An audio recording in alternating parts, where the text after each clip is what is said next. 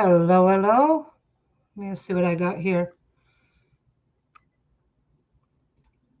I am checking out my shit because I think I might have an echo.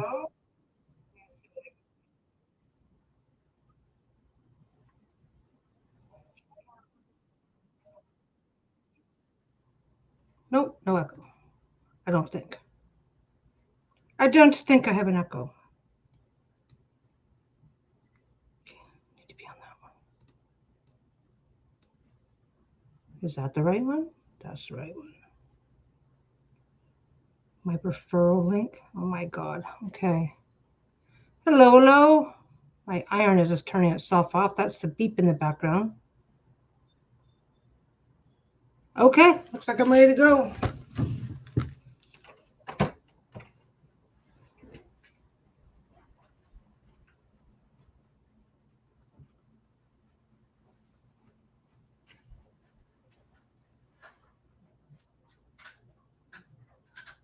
You were there. You were there. I am here. I'm just unplugging my iron.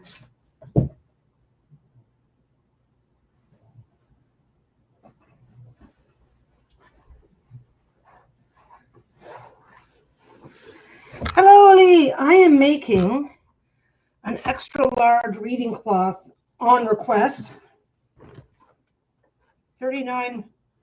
The request was for 39 by 39, but I was able to squeeze an extra inch or two out of it, so it's going to be 40 something. 40 something.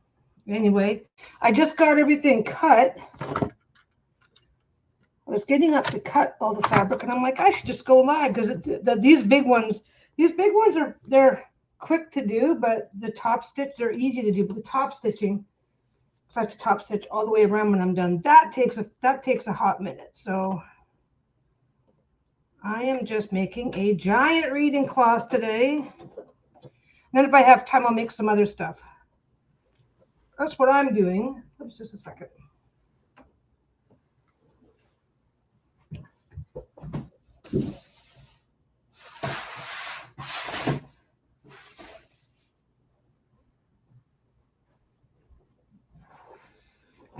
I've only got one big table, one bigger table. Hi, Hershey. I've only got one big table, so instead of fastening down my cutting mat, I leave it loose, and then I can cut my fabric, and then when it's time to measure and pin for big stuff like this, I can just take it off, and it makes it a lot easier to work with. No, I am just working on this today. Haven't made it on, and I had the was goodness and wanted to come on earlier. Today is Wednesday, but we had my computer drama to sort out, which sorted out very well, by the way. It's very much in my favor, and I'm very happy with the outcome. I'm filming from my new laptop, so if anybody notices anything weird with the sound, the video, whatever, don't hesitate to let me know. Yeah, I took the laptop. We got me a new laptop last week. It wasn't working. We drew the death card, right? Out with the old shit, in with the new shit. It took them about 5 seconds to go, oh, Lisa and the dogs are doing great. It took them about 5 seconds to go, yeah, this one's defective, and they just gave me a new one, sent me home with it. So got it set up, brought it home, and then the tracking pad, like it's this kind, so it's a bigger screen, right? So it's got a big trackpad right there. And I was trying, and you can disable trackpads. You can disable these on a computer. I kept hitting it while I was trying to type. So it's like, okay, I need to disable it. Couldn't figure out how to disable it. Every time I'm doing something, I just brush against it, and it's like making shit happen that I don't. Well, it's clicking a mouse randomly just for funsies, right? It's basically what those things do. But we figured out what the problem was, and it wasn't a problem. It was not a problem with the computer, but it took us a couple days to sort that out. Basically, when you get a brand new computer, you have to update you have to do all the updates, all the things, all the whatever. And we had just ended up skipping one. So we went by mistake. So we double checked. We double checked. We went back. We went, oh well, let's update this. Let's update this and see what happens. Boom, fix the problem. So now I have a great new computer. Yeah, we were talking about it on my last live. We drew a card. It was like death card, and everybody's going, oh yeah, you're just gonna take this one in. They're gonna send you home with a new one, and that's exactly what happened. Exactly what happened. Out with the old shit, in with the new shit. I did not need to go back. I did not need to continue using Lisa's old computer, yada, yada, yada. So it was great. It was great, and it was awesome. So we spent, it kind of worked out for the best, because it's like we could have fought with that other computer because I know just enough. I know just enough to get to between Lisa and I, we just know just enough, right? We could have fought with the other computer for quite a while before realizing that it was actually defective and not just something we'd missed. Like when it came to the trackpad, we knew that there was something basic that we were missing. Yeah, hooray for new laptop. Yay for a new laptop and hopefully more lives and videos. I think I'm going to be doing more lives and videos. I think I'm going to be doing more lives. I don't know.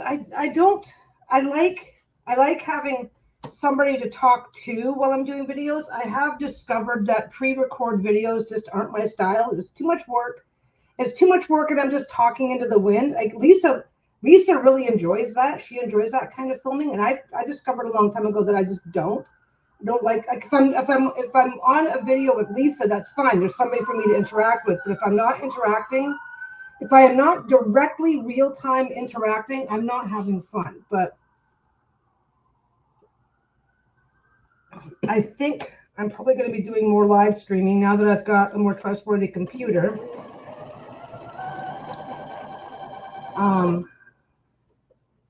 And so far, right now on this computer, I do not, I'm using the onboard microphone. So I can plug in a microphone, and that's not a problem, but I opted for, I grabbed the second camera, which is fine, but I opted for the onboard microphone because according to the stats, it's a better microphone than the one I've been using. Come on, don't just, sometimes when you're working with a big piece of fabric, there's feed dogs underneath here that continues to have the moves the fabric forward for you. But sometimes if you're working with a big piece of fabric, and this is it's draping down, and it's a double layer, so it's kind of big. So every now and again, sometimes, especially if it's super smooth, it can. Sometimes it is, and sometimes it just feels like it is, that the feed dogs aren't catching very well. So that's when you need to make the, quite often when I'm just sewing along a straight line, I'm back here going like this. But because this is dragging a little bit, I'm up here today. Anyway. Oh, and I got my dental work done. I got a little bruise there. That's where they put in the IV. Super. If you're used to, like, I don't know, if you've ever gotten allergy shots or stuff where it's not a big deal. It's not a full-blown IV, so it's not that bad. Yeah, now that I'm getting close to the end, I can lean back a bit because it's not quite so heavy now. Anyway. Hi, Helen. This is going to Australia.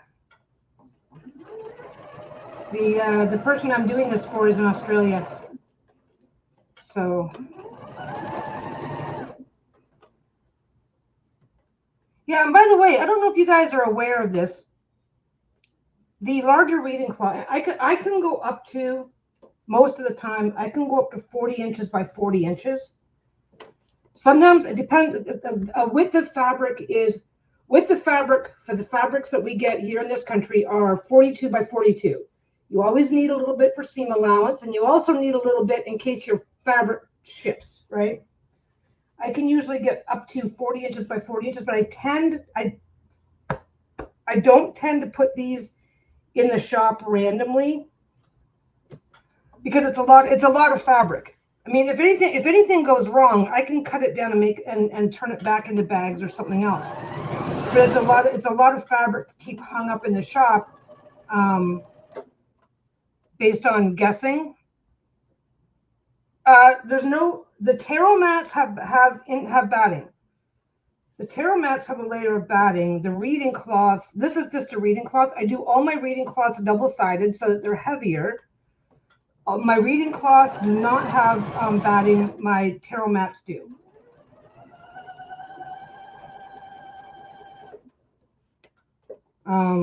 This type, people are going to drape over their table almost like a tablecloth.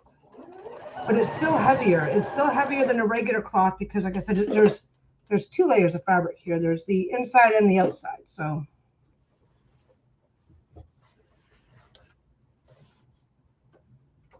I realized a long time ago. I thought about just putting in a hem and doing a reading cloth, which is easy. It's not like I don't know how to do a hem, but I like these better. It ends up being two-sided. It ends up being a two-sided cloth. These are from a matching collection, so they're going to match very, very well. But no, the tarot mats. This is two pieces of cloth.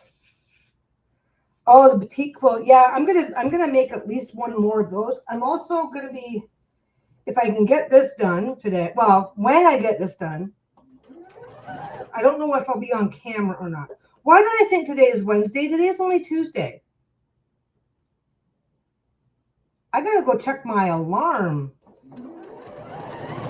I think my alarm said something about today being Wednesday, and I'm like, what?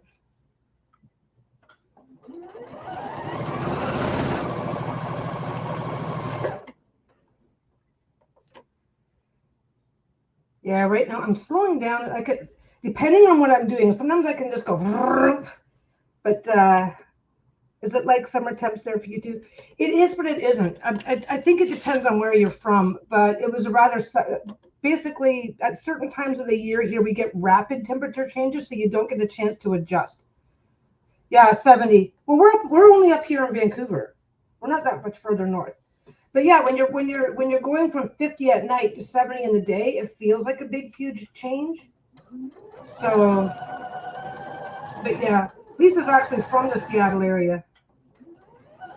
She's from, where the fuck is she from again? Federal Way.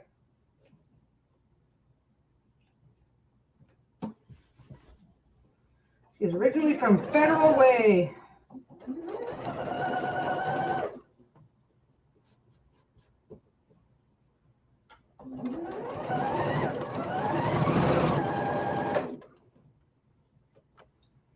Yeah. So yeah, it's like that.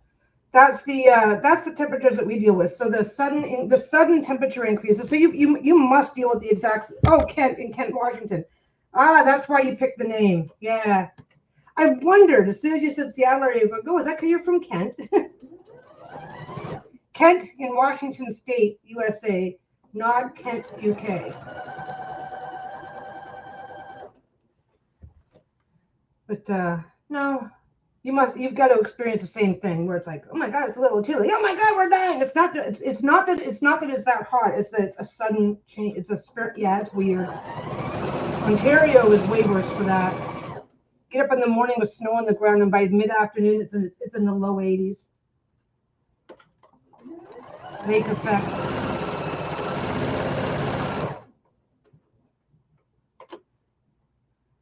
Anyway, what I was starting to say before I started over explaining the shit out of everything. No, I generally tend to do the larger ones on request because as long as I have the fabric, I'm happy to do it. But it's a lot of fabric to lock up to keep. It's a lot of fabric. Oh, Kent and live in Kent. Oh, that's got to be it. That's got to be funny. Anybody, you go into the stores and people give you a funny name and go, yeah, right, buddy. But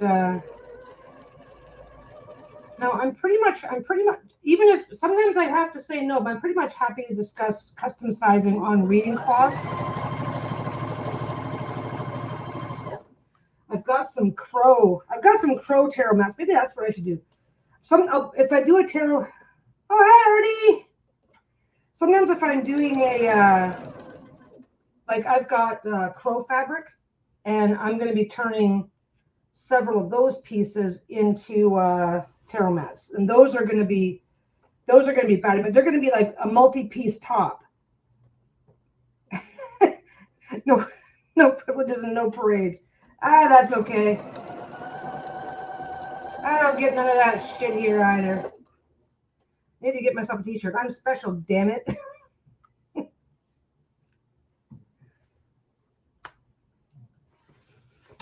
There, my elbow just cracked. I don't know if that felt good or bad.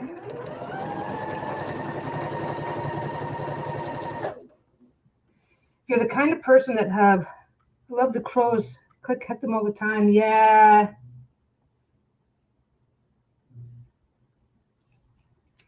Yeah, we've got crows that hang out here. I used to run a camera out. I should do that. I should do that again. I used to set a camera up by the window. Not all the time, just kind of, every month or so I'd set up a camera, crow cam. Set a camera up by the window and just put out a little extra food and set up crow cam so that people can enjoy watching them come and go. They're still doing really well. We thought for a bit. There's different types of crows, and you're going to have them.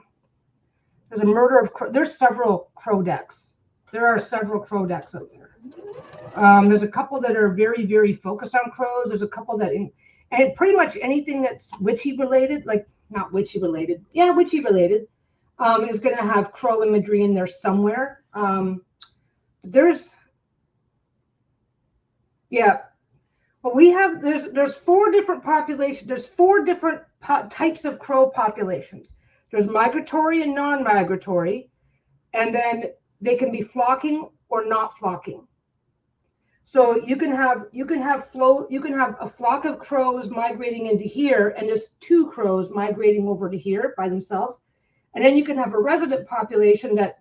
So we have got a family of non-migratory crows that live in this area, and there's a huge flock. There's a huge non-migratory flock that also hangs out down in the industrial area near here. But we recently had a migratory flock. We had a migratory group of flocking crows, and they stopped by here for about a week. We found this out when we were looking up our own crows. We're like, why haven't they migrated yet? Why? Because we didn't know. We weren't really giving any thought, right? It's like, how come these crows haven't migrated yet? And like, because we feed them, and it's like, did we screw them up? Did we screw up their natural thing? And that's how we found out. It was just purely by trivia. There's also 3 or 4 different. No, wait. 2, 3. I can't remember. There's more than one breed of crow that lives in the Northwest. In the Pacific Northwest, which is where we are. So we've got that as well, but I don't know if that's related to migration or not migration. Anyway, so yeah, we looked it up, but we had a migratory group of crows, a flock.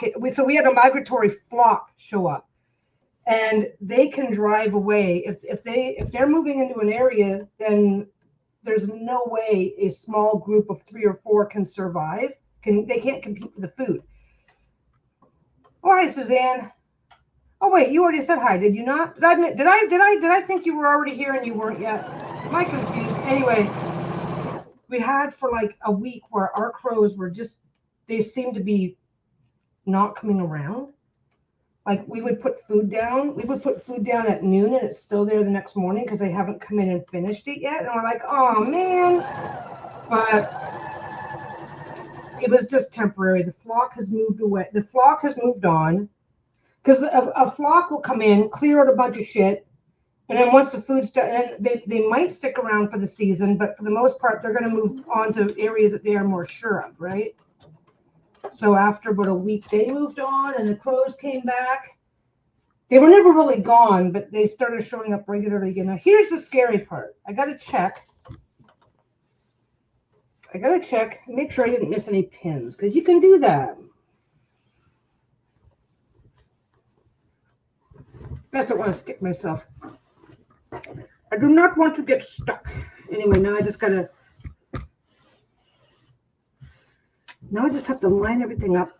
So yeah, my new computer, I'm liking it. Couldn't get the trackpad. Basically, I literally have a button that turns the touchpad off. I couldn't get the touchpad to turn off. So I'm like, la la la la la, boom. You ever, it does make me sad when they attack a bald eagle and chase them away. I live in the wetland area and we have lots of flora and fauna. Yeah, the unfortunate problem is that if they don't chase away the bald eagle, it's just going to eat the babies.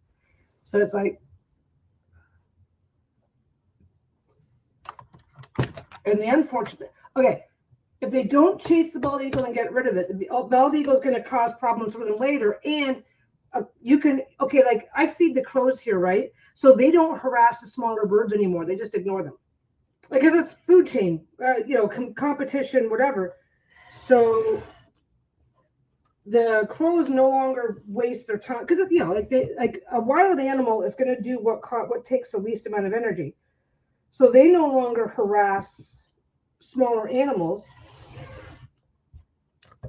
So we have that as a benefit, but was watching them one day and there was like the little chickadee style birds coming in, getting the stuff that they had knocked to the ground. They were just ignoring them. Whereas under normal circumstances, they chase them away. They don't take my food, right?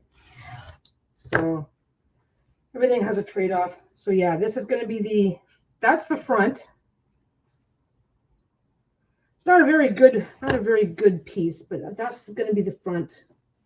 You'll see it when I flip it in a minute.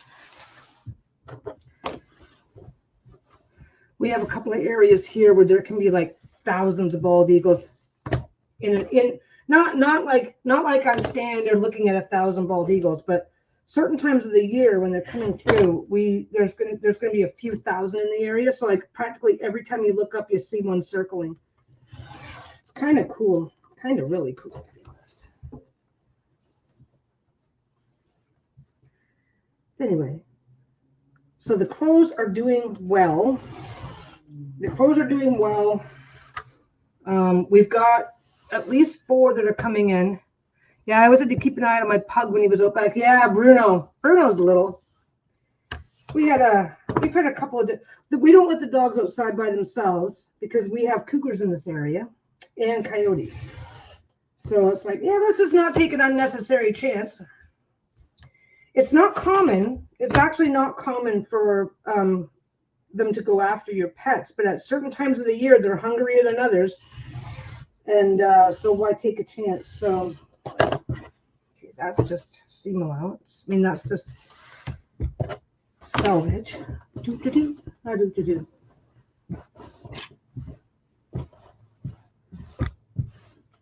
Where is my... I'll find it. I will find it. Yeah, no, we went a couple of times when we're minding our own business, and suddenly we notice there's 1 or 2 eagles, up on the thermals, and they just start coming a little lower. It's like, hey, is that yours? Can I have it? It's like, no. No, we had one day like 7. I forget what time it was. It was like 7 o'clock in the morning or something. Let the dogs out for a quick walk first thing in the morning. That was the habit. Get up in the morning because when we were in the one place where we had a yard, right? We would get up, we would open the door, let the dogs go outside, come back in, start the coffee, do whatever. We weren't leaving them alone for long, but we would leave them alone for a couple minutes while we took care of a couple basics, right? And then come back out and check on them. And our neighbor, who also happened to be our landlord, comes over, knocking on our door. It's like, you might want to know that there's a cougar on your fence, looking into your yard. Like, the dogs weren't outside at the time, but he was our neighbor, and he knew who we were, so he knew we let the dogs out in the morning.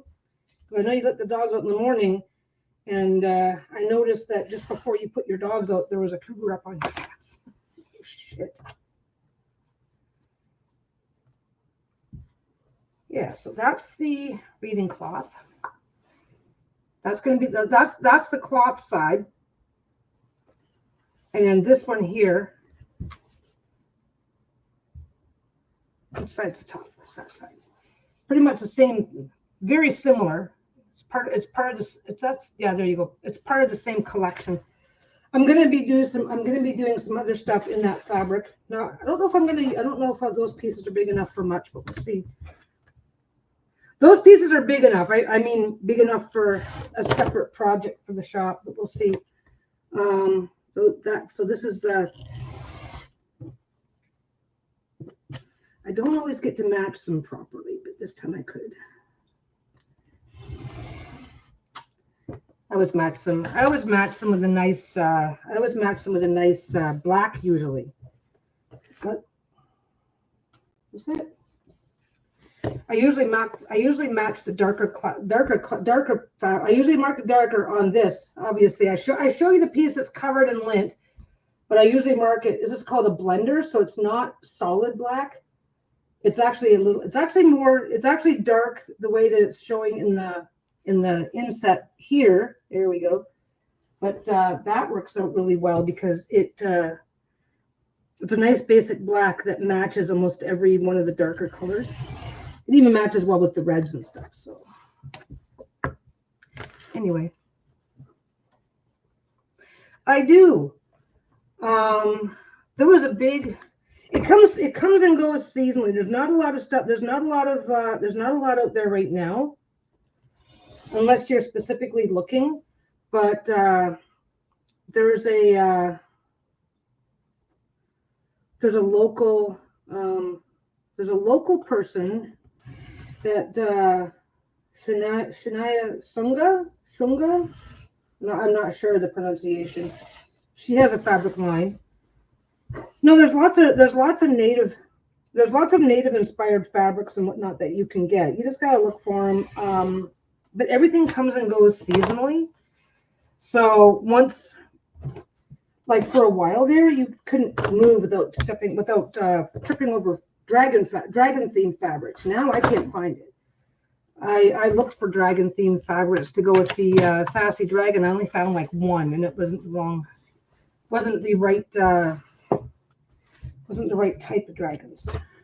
You can always go on Etsy though. If you just put in anything, native theme fabric, you'll find it. But there's some really good stuff. There's the Thunderbird style motifs. That was really popular. There was tons of it available. I get to flip this. Do.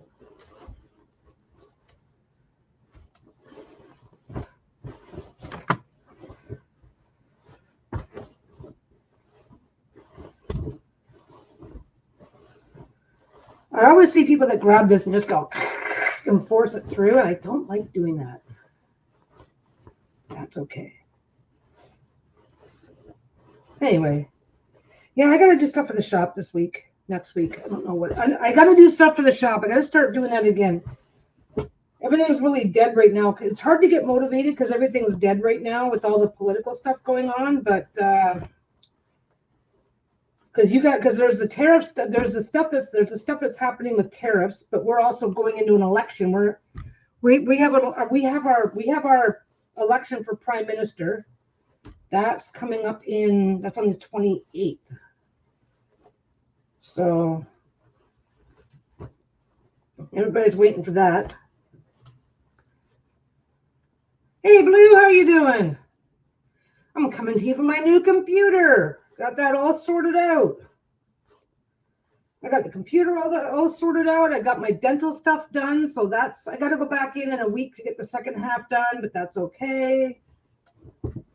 Now that the first half's done, I don't have to. Obviously, I'm going to go back in next week, but it's not quite such a stressor to get it done on a timeline.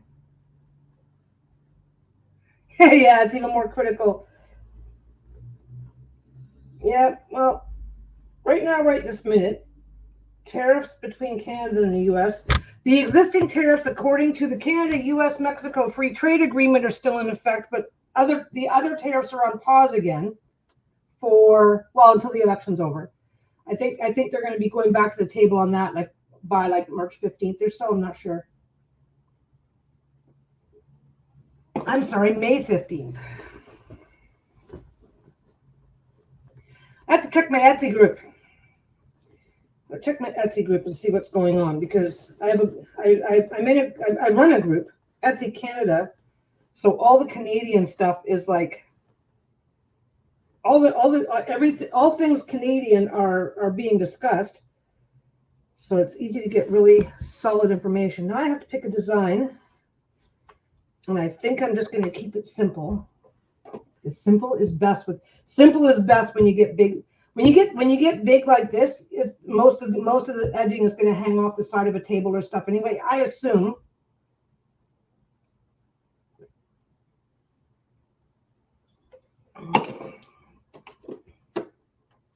Yeah, I'll just go with that one.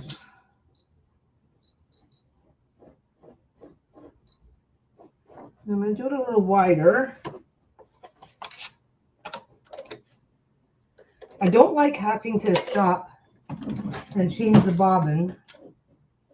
Is it here? I don't know what that was. I don't know what I saw.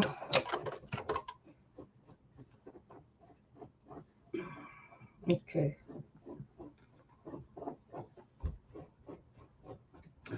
Yeah, you know what? I like. That's why I hate talking. I've been talking about the political effects a little much lately, but that's why in general I don't like talking about politics because we're already marinating in that shit 24/7 as it is. Pardon me. I'm just going to start belching. Apparently, that's going to make things a lot better all the way around. La la la la la la. When I'm doing these bigger ones, when I'm doing a smaller one, I will like pre-do some of the edging, a little bit here, a little bit there. When I'm doing the bigger ones, there's no point because by the time I go all the way around, I'll have knocked everything else out of position again. There it is. I always start just before the hole. If I'm going to have a problem, it's going to be going through this part where the turn hole is. At least that's my personal experience. If I'm going to have a problem, that's where I'm going to have it. So I start here.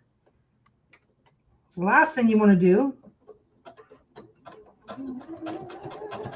Last thing you want to do is have this be where you're finishing, have this be halfway through your project and turn out, oh my God, there's a problem. I need to take all this off or do this or do that or adjust this or adjust that. Last thing you want to do is to do this far enough into the project where it's going to cost you a lot of fucking work to fix it. Anyway.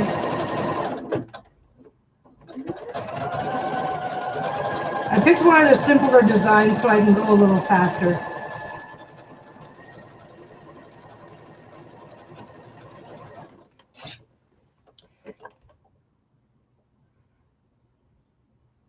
I backed a Kickstarter. I know I should back out of it, but sitting on it until it ends.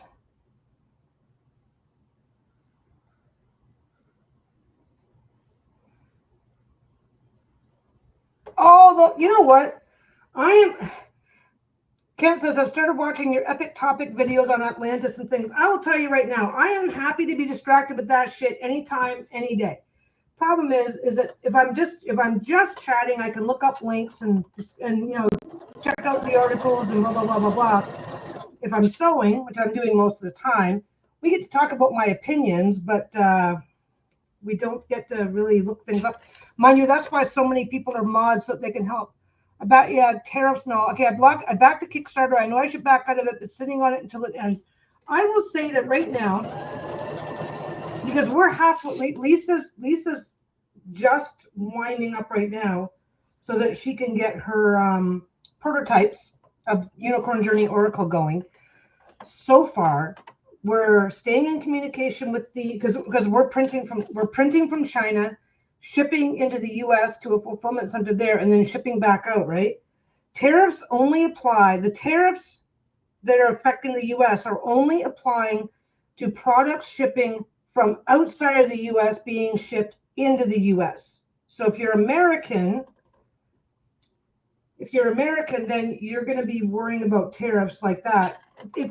It's hard to describe. Like, we're going to be shipping everything from China into the U.S., but the thing is, the Chinese manufacturers will, when they give you their estimate, they will tell you whether or not prices are subject to change, and we're just going to ask ours to lock in. We're going to say, we need this to be the price. We need there to be and they've already agreed that that's what they're going to be doing. Like once we have we will let you know the final cost before we start printing, and we are going to get that fairly quickly. But tariffs are going to depend on. It's going to depend on where your person is getting their deck from, where they're sending it to, because there's fulfillment centers right in China, so they might be able to do that. That's going to affect it. It's going to depend on where you are, but like we're only going to be okay. Like getting a deck created, we have to pay for the art. We have to pay. There's all kinds of fees that you have to pay. We have to pay for the shipping. The actual cost of the deck is not. So if you back a deck for $100, it is not $100 a deck to have the decks made. They could be spending 9/10 of that money initially, especially getting their tooling and setup fees done, any custom work that needs to be done, getting that done, paying for the art, paying for the advertising, paying for shipping materials, paying the actual shipping cost. So at the end of the day, depending on where they're getting their stuff from, they might not be paying as much as as much tariff as you think. And there's no law stopping the production company from saying, oh, this when you put a package in the mail, it's up to you to be honest and say what that package is worth. If they put 100 decks in a box to ship to the States and put on the package that deck is only worth $1 each, the tariffs are going to be really low. So we don't know what Chinese manufacturers are doing to minimize tariff damage for themselves. I mean, I'm saying it all ass backwards, but as long and you can still back out of a Kickstarter after it's over with. I forget how you do that. But you can still back out of a Kickstarter, so you're not gonna have. Well, no, the U.S. does not have the capacity to collect tariffs at the door. So once it's in the U.S., there's no more risk of tariff. But that's currently subject to change. So I think it really depends on. I think it depends on what the creator has set up with the manufacturer. But we're already in contact with our manufacturer, and it looks like our prices aren't really going to be changing at all. That's the reassuring thing. Like I said, I don't really want to talk. Well, I guess tariffs and tarot are a very big topic right now. But it's going to be interesting to see how this plays out, because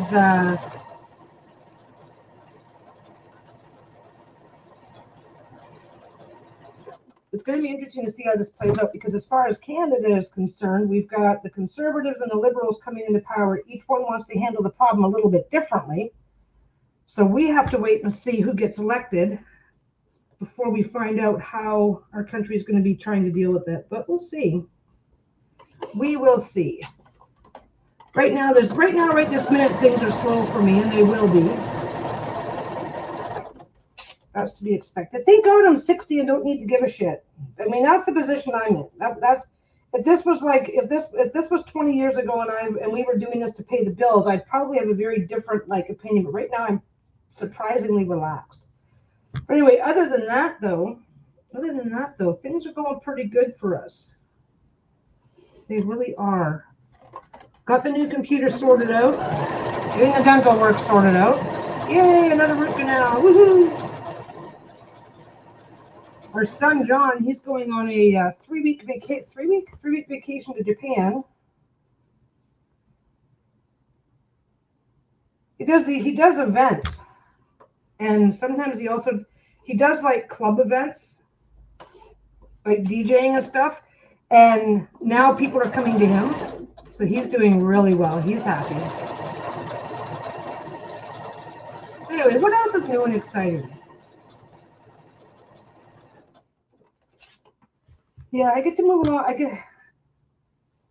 it's really easy to get on a roll and forget to stop and roll these edges back, because you got to get that folded all the way back out. It's really easy to get on a roll and forget about that.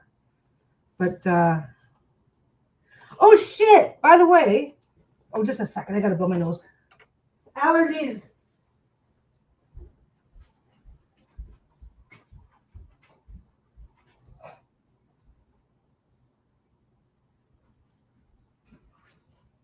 And I guess I'm peeing too.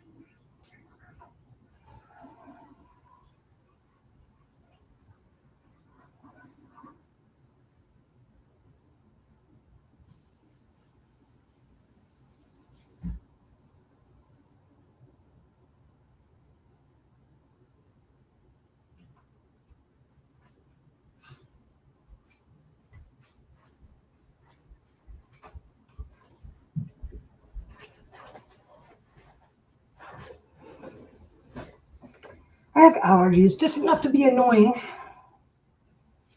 But I'm still gonna do everything on a live stream. Anyway. I also went for a pee while I was up because I couldn't do that. Real talk in real time. Anybody notice how the drone conversation just suddenly stopped? Did anybody notice that?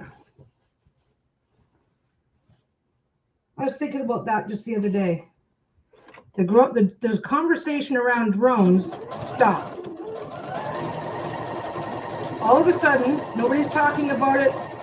As far as we're aware, nobody's seeing them anymore. Nobody's reporting them. As far as we know, they just fucking stopped. And it reminded me that back when the election first happened, Trump had said that he was going to release a statement about what was going on with the drones, right? Well, Trump's statement was basically,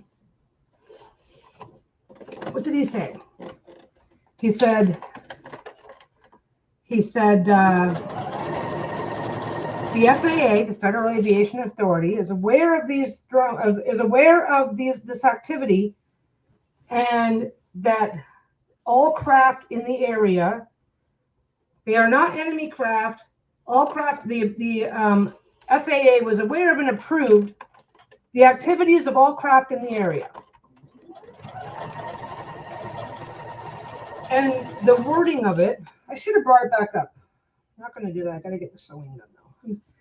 But anyway, if anybody wants to look up Trump's statement on it, anybody that's got a wrench can look up the statement and post a link if they care to. It's not your responsibility. Anyway, the statement was the FAA is aware of and has approved all aerial activity or something like that. And they didn't say drones, they didn't say planes, they didn't say anything, right? Except for, here's the thing. Then something or other. That helicopter. That helicopter hit a plane and went down. And what I realized after the fact was this conspiracy 101. Now, it's conspiracy 101 because it's interesting, not because it's a conspiracy, but it's like, it's one of those makes you think. I never know what I actually believe, but when something happens that makes me go, I just kind of start to wonder. It's like, well, I wonder. And what I realized, one of the speculations of those, one of the things that people were talking about with those drones was that I bet that they were military drones or military aircraft undertaking military business. And we have got speculation everywhere from escorting alien UFOs to looking for a missing bomb, missing radioactive material, to all kinds of weird shit, right? Except for the thing is that Trump did not say whether or not it was civilian aircraft. He just said the FAA was aware of and approved. Except for the thing is that when military aircraft are operating in an area, the FAA, no, he did not say approved. I forget the wording. I forget the exact wording. And I meant to come back. I meant to bring it up, and I just kept forgetting. My God, I've been forgetting for like, well, I've been so busy deep diving the fucking tariffs. I forgot all about other shit, right? The wording of it did not imply, it implied that the FAA knows what's up there, but it did not state what was up there. And the thing is that if you are, hi, I am military helicopter ABC coming through your airspace. When an aircraft goes through an airspace, the FAA has to be advised for safety reasons, right? But they are not allowed really to deny, unless there is something, unless they have a very legitimate reason, they're not allowed to deny access to military aircraft. So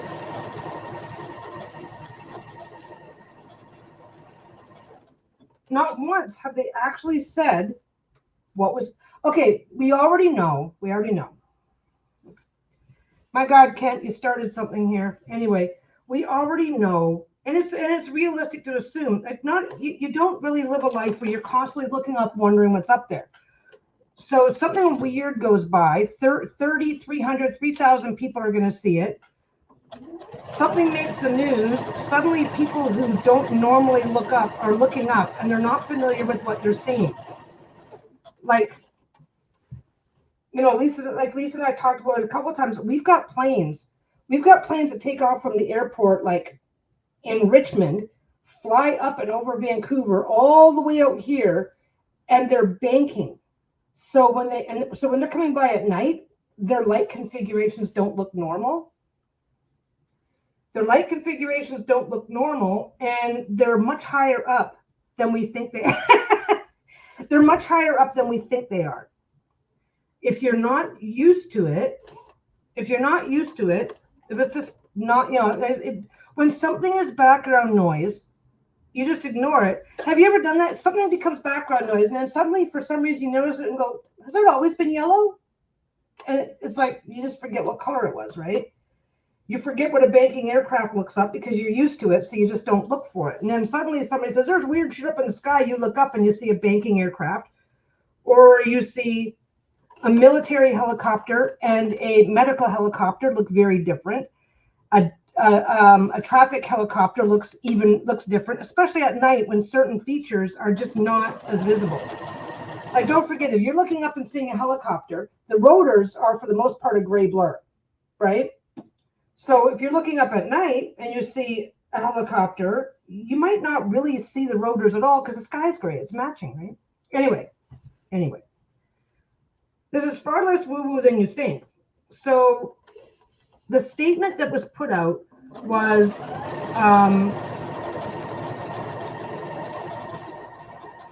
most sightings were routine and regular aircraft, blah, blah, blah. The FAA, something about the FAA approving these aircraft. And what occurred to me was that when a military aircraft is going over, whether it is a test aircraft, whether it's drones need to apparently, and I'm not an American, so I don't know. Drones above a certain size have to report to the FAA before they, if a drone is over a certain size and is intending to go above a certain height, they do have to communicate with the FAA their intentions. And it's like, well, wait a second. If we've got drones and helicopters and planes, you contact the FAA and I contact the FAA and I say, I want to put my drone up in the air tonight to do some research. The FAA could say, well, no, there's too much traffic. There's too much traffic. And you have to say, this is the aircraft that I'm flying. This is where I'm flying it. And this is how, and this is, you do have to log all that shit for safety. Okay. But when the military logs something for safety, they can literally say, hey, we want this air corridor cleared between these hours and these hours. And the FAA is like going, yep, okay. And unless there's something unless there's some reason why they are simply unable to not unwilling, they don't get to call the shots. They don't get to say, no, there's 5 other planes that are going to be in that area. You have to go around. They don't tell the military to go around. They tell everybody else to go around, right? So anyway, because that's why like a month later there was a military helicopter and an airplane crash, and I don't know anything about who did what, where, when, why, or how, but because of poor communication, the FAA, somebody didn't know enough about what was going on to divert them properly away from each other. But it turns out that the military aircraft always takes precedence. Oh, the FAA was aware of. Well, if I am Peggy the scientist carrying important scientific material for the military, and the military calls the FAA and says I get to go through no matter what, the FAA has no choice but to say yes. Anyway, what I realized, you ever heard of the term doublespeak? Military speak, where they say as much of the truth as they say just enough of the truth to get, where they tell you just enough of the truth to get you off their back, but they're not telling you the whole truth. And the announcement was clearly not telling the whole truth. And it made me realize that the only people who can order the FAA is the military. So anyway, I think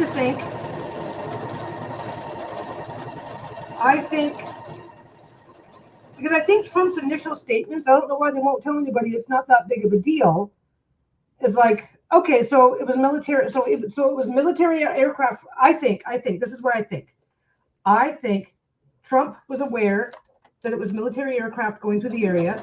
He was like, I don't know why it's not a big deal, because there's an Air Force base, or there's a military base nearby. Anyway, I don't know why they're not just saying it's military moving equipment and be done with it and stop scaring people. I think that I don't know. I don't think I believe this with all my heart and soul. But I'm sitting there wondering, it's like, follow the breadcrumb trail with me. So all this stuff happens in New Jersey. Everybody's freaking out. Now Trump, as the incoming president, is going to get security briefings of some kind, right? But he's not sworn in yet. So he's like, okay, so a bunch of military. So why don't you just tell them that it was military going through the area, not to worry about it, yada, yada, yada. No big deal. Because that's what he's kind of, okay, he didn't say military. He just said, what's going on isn't a big deal. I don't know why they just don't say so, right? Then he gets sworn in and comes up with this doublespeak thing himself. So I think this is a conspiracy theory that I realized I think it has a reasonable chance of being reasonable. And that is the idea that Trump's like, don't worry, it's not, I don't know why it's not a big deal. I don't know why they didn't just say so. Then he gets sworn in. Then he gets the full security briefing and goes, shit. It was the military, but they were up to something that we don't want to talk about. Let's just say the FAA approved all flights that were in the area at the time and leave it at that. It's like, yeah, people have when people are concerned, they get overly diligent. Because I think that was what one of the comments were. He wasn't really blaming anybody, but he was like, people were overly diligent, reporting things that they hadn't really had a reason to notice before, yada yada yada, whatever the fuck that statement was. And it said the FAA was aware of the presence of every anomaly, every report was confirmed as being related to an aircraft that the FAA was aware of, or something. I forget the language, but anyway, it's like, so military's up to some shenanigans. Trump's originally thinking it's no big deal, gets more information once he's sworn in and goes, I guess it was a big deal. Let me just add to this. So I think that might be what happened. Anyway. But what I realized is the FAA doesn't necessarily get told, when the FAA is being told to clear a corridor for the military, Okay, we got military, we got stuff, we got military assets coming through. They don't get told, they don't necessarily get told what they are. They just get told to clear the airspace.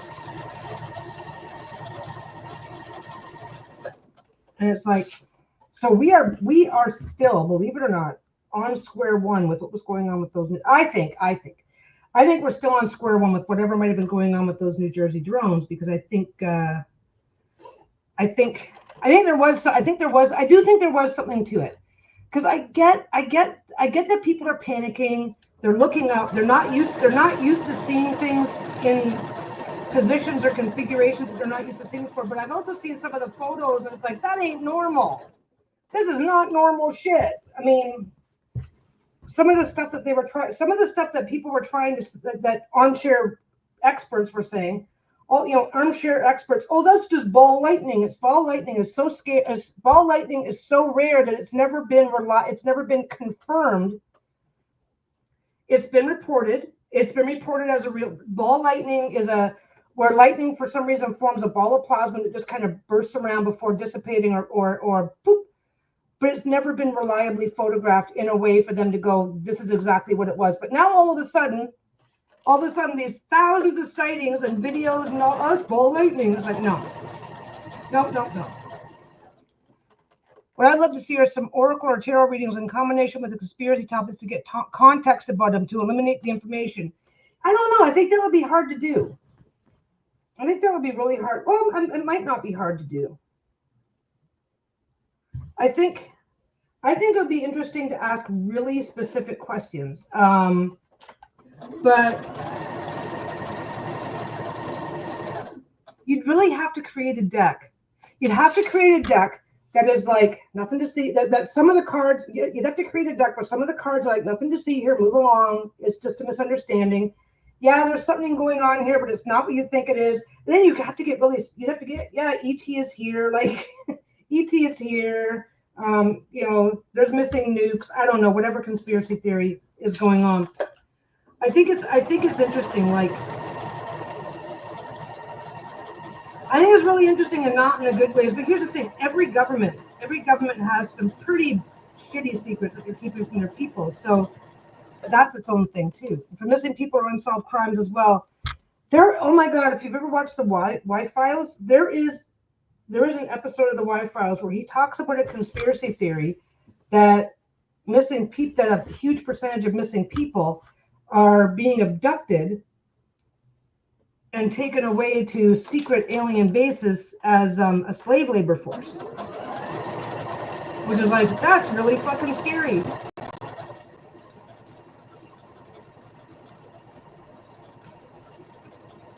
I think for me the scary part is of all the people that go missing every year, why are we not finding? There should be in the classic murder mystery thing, there should be unmarked graves everywhere, and we're not stumbling across bodies at the rate that we should be. Hey, Jenny. America's Psychic Challenge. I don't think so. We gave up cable a long time ago, so I'm trying to think. Were we still watching cable? Did we still have cable at that point in time? It might be something that we saw. I am making an extra large reading cloth. That's the back, and that's the front. It's I think it's 40. I'll have to measure it she asked for 39 by 39, but I think I was able to bring it out to 4. I think it's going to finish at like 40 and a half or 41 by 41.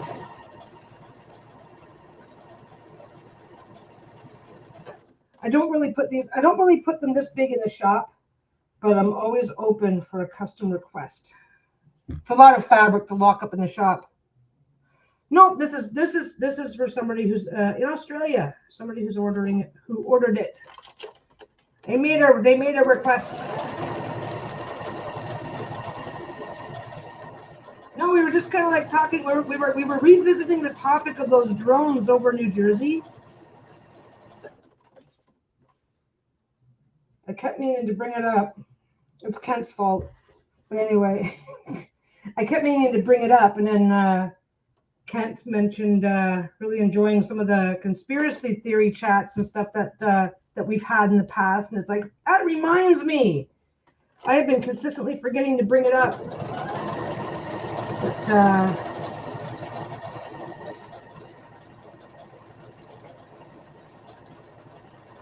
no, the statement that came out of the White House never confirmed or denied what was actually going on. Just said that the FAA was aware of it.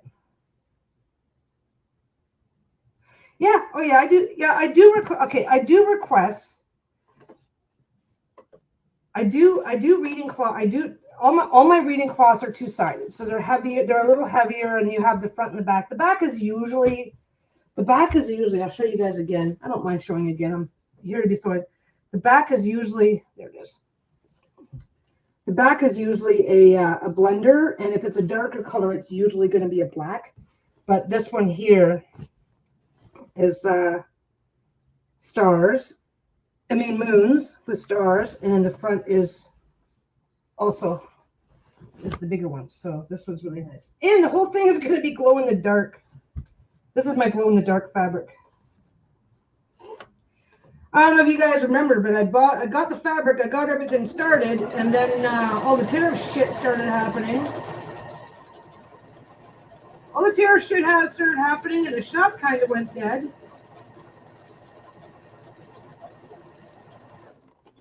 I don't mind. Okay, I don't mind a slow time in the shop. Whenever there's an election, or like I've been doing this for what, 8 years now. Whenever something's going on in the world, seasonally sales go up and down. Sales go up and down throughout the year, which is very, very normal.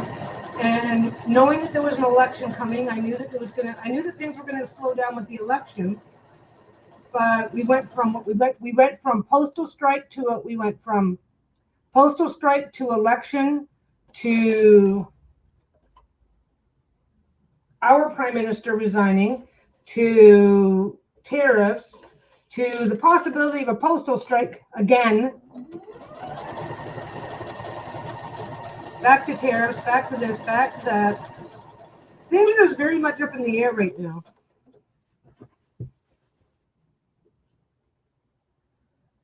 I'm just kind of, Lisa's job is stable, she's fine. And I'm 60. I'm 60 now. We were already discussing what the next 5 years are going to look like for me, because I'm 60 now, so there's nothing wrong with slowing down anyway, so I'm fine.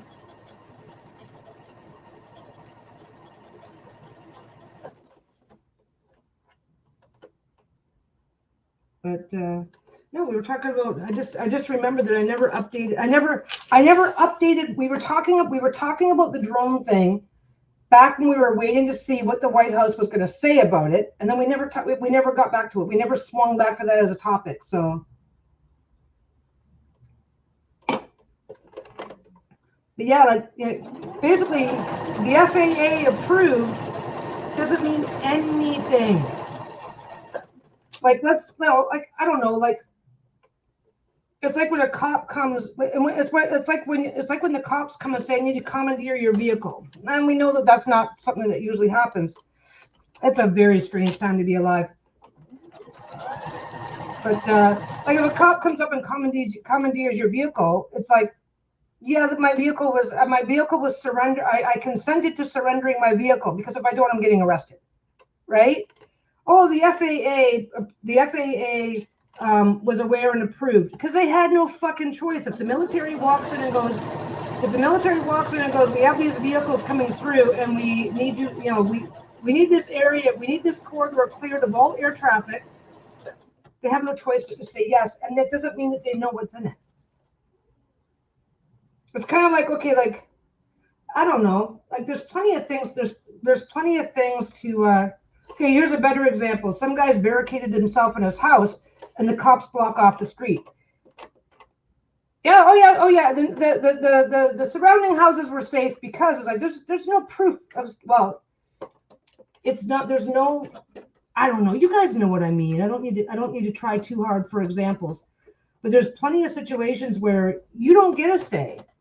You don't get to say you are required to comply and you are not allowed to do anything else. The FAA is required to comply when the military says they're doing a thing.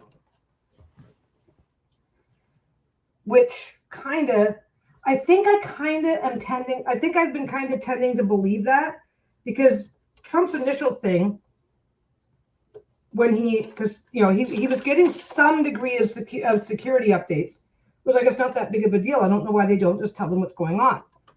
And then once he actually got sworn in and got the full security update, was like, oh, he still did it's nothing to worry about. The FAA approved all the air traffic, yada yada yada, but nothing was ever said about what was approved. Kind of like those Chinese fucking weather balloons. It's like, oh, it's a Chinese spy balloon. It's like, well, one of them was definitely really weird and really sketch. But what about the other 4 that you shot down? And people involved said that those just didn't have any markings on them. Those kind of disappeared from public view. Nobody even admitted that they existed. Well, they admitted they existed, but they didn't admit anything else about it. But anyway, yeah, it is a very strange time to be alive. There's a Chinese curse that goes, "May you live in interesting times." But I don't want to live in. I want to live in boring times. I want to just live. I don't know. That's the thing. I think we all want to live in interesting times. But we never, ever, ever, we start off when we're young going, I want this exciting life. And we never understand what it takes to make a life exciting.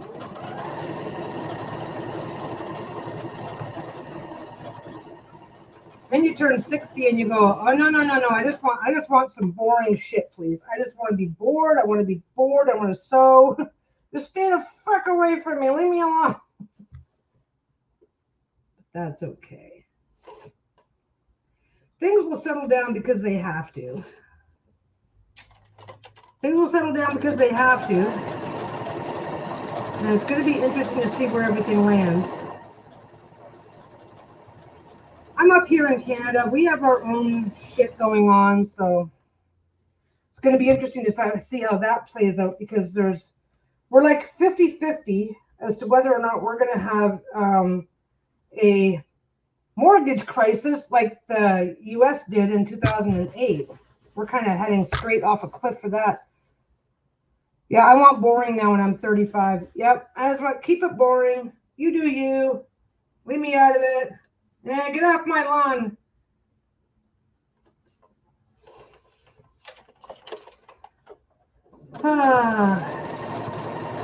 That's good. So what else is going on? Oh, we're doing there's a little witchy market that happens 2 or 3 times a year around here. And Lisa has found herself with a big box of books. She mostly decks, to be honest. She trades and stuff like that on a regular basis, but some of the decks that she's got, like her mass market decks, it's not worth the cost of postage to try and trade them with anybody. So we've got a bunch of those, and so we're just going to take them. We're going to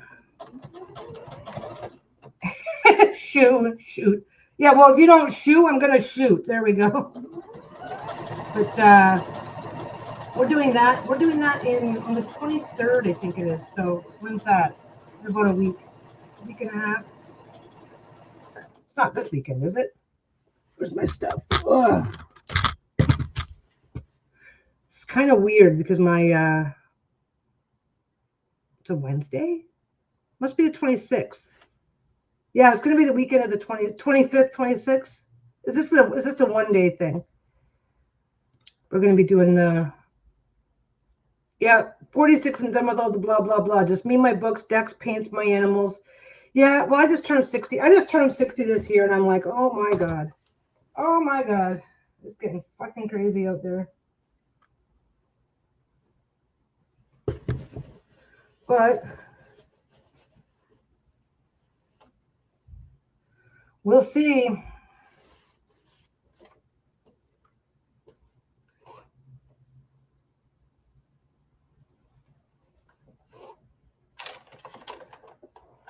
Anyway.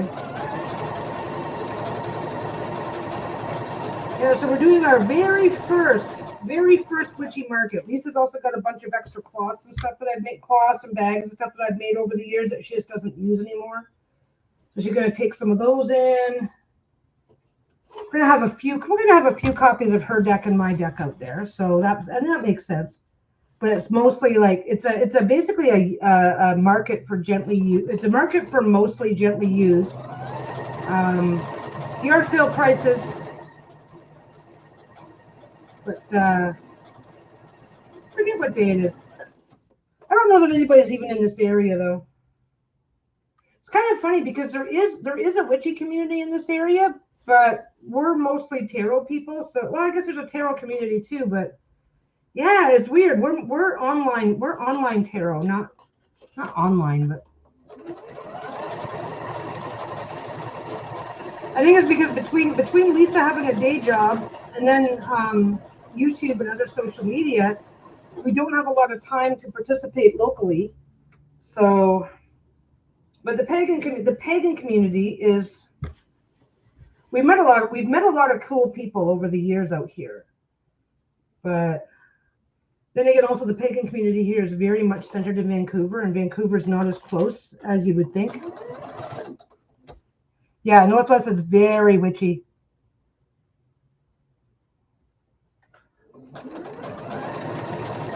It's not a huge market. I don't think there's going to be that many people. It's going to be at the Port Moody Community Center. We probably will take a few. Photos while we're down there, though. But yeah, we just realized it'd be fun. It'd be something to do. It'll be fun. It'll be something to do. Do something different. Because we just kind of had this thing. It's like we haven't really spent a lot of time getting to know the local witchy community. Mind you, that's not true. Lisa was part of the pagan community in the Seattle area back in the day. But then she came to Canada. Hey, this is actually going to be done quicker than I think. I will never not do a decorative stitch around the edge, but on these bigger cloths, it takes time. Oh yeah, plenty of. Gotta stop and check your thread once in a while.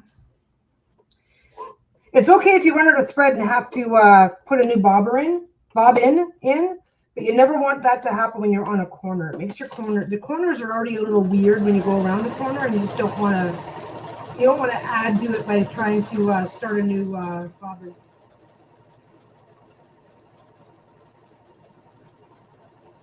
At least that's my preference.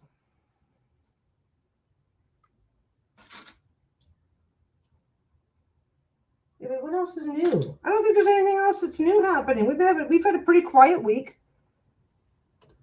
Mars, I don't know how you and Lisa are able to be so engaged with the online tarot community. I'm super grateful. Making videos and live stream must take so much time. Well, like for me, I'm already sewing. Most of the time when I come on to make a video, it's to keep me. It's like it's a twofer for me. I'm already sewing anyway, so I get to sew while I'm doing something else. For Lisa, she just really loves it. She's always been. We just love our tech toys. So turning that into an online thing, it started off for fun and just grew from there. Just as a way to engage, and be social, and just don't forget, engage, be social, and all that's fine. And then COVID happened, and you couldn't engage in the real world anyway. But no, it's just one of those things. I don't know how to describe it. You just start doing it, and it clicks, and you just start doing more of it. I did, doing the Etsy shop turned into a. Not turned into, I don't know, like. But Lisa started her channel just for funsies, and it kept growing. People would make a request, and if people make a request, and if it sounds like fun, she's like, yeah, I'll do that. And she enjoys collecting decks, so doing walkthroughs are fun. So, like that's something else too. You're not going to go down to your nearest witchy/pagan group and go, hey guys, well, have a new deck. Here you go. It's not that kind of thing, right? And then we just started showing up together once in a while, and Self-Worth Saturday was a thing that we did for the longest time. I started this, like I said, because okay, when I'm doing something like this, it doesn't require as long as I'm paying attention, it doesn't always require my full attention. Like you guys notice, I did the measuring and pinning before I turned the camera on. This, as long as I don't get stupid, this is the easy part. I either focus on projects that I like to do fuck around and find out projects where I'm messing with stuff. So if I screw it up, I don't care. Or I'm practicing a new something, so I'll do that. But no, and honestly, I wouldn't be doing this if we didn't already have the equipment. Lisa's doing her videos doing this. I'd like a nicer camera, and when I'm showing people when I'm talking about a deck, I'd like people to have a better view. Okay, we get you a better camera.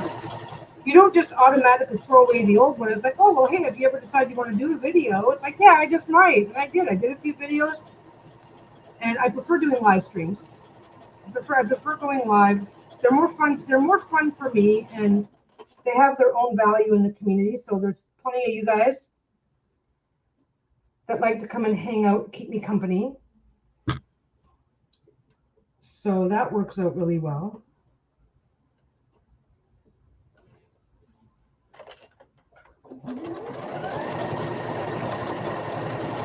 A lot of people will take a cloth like this and they'll iron everything in place before they bring it over to the machine. I've personally always found that once you get the hang of folding it down, because you got to do the same fold anyway. Then you iron it to hold it in place. Then you bring it back here. And some people will fold it down, iron it, and then pin it. And I just find that for me personally, because I've done so many of these. Once you get the hang of it, it's just as easy to do it right on the machine, because as long as you're sewing, people iron them and pin them and do the thing so that they won't pop out of place. But if you're folding it into place, which you have to do anyway, once you get everything folded into place, if you just sew it right away, you don't need to iron it.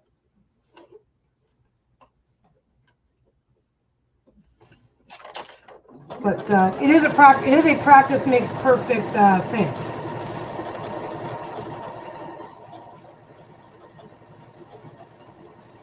This part is the practice makes perfect step, because until you get the hang of it, you have there's a risk of wreck and stuff, but I gotta find it. Okay, I'm just gonna leave that for a minute, get better light.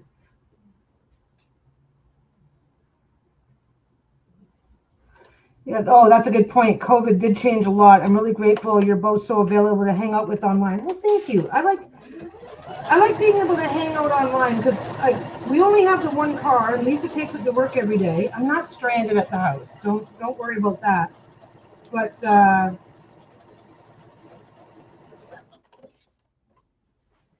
during the day, that's when I try and get my sewing and stuff done. But like I said, realizing how, because we were doing lives. I was showing up in the odd live stream on her channel and realizing how easy it was. I'm the same way. I'll only use my iron if there's an extra fiddly piece. Same. I used to iron everything. I used to pin everything, and then I don't know how to describe this. If you're doing something enough, you just automatically get better at it.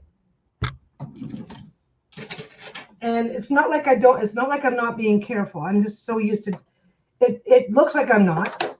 It looks like I'm not being careful, because I'm like, la la la la la, but I've probably done 1,000 reading cloths by now.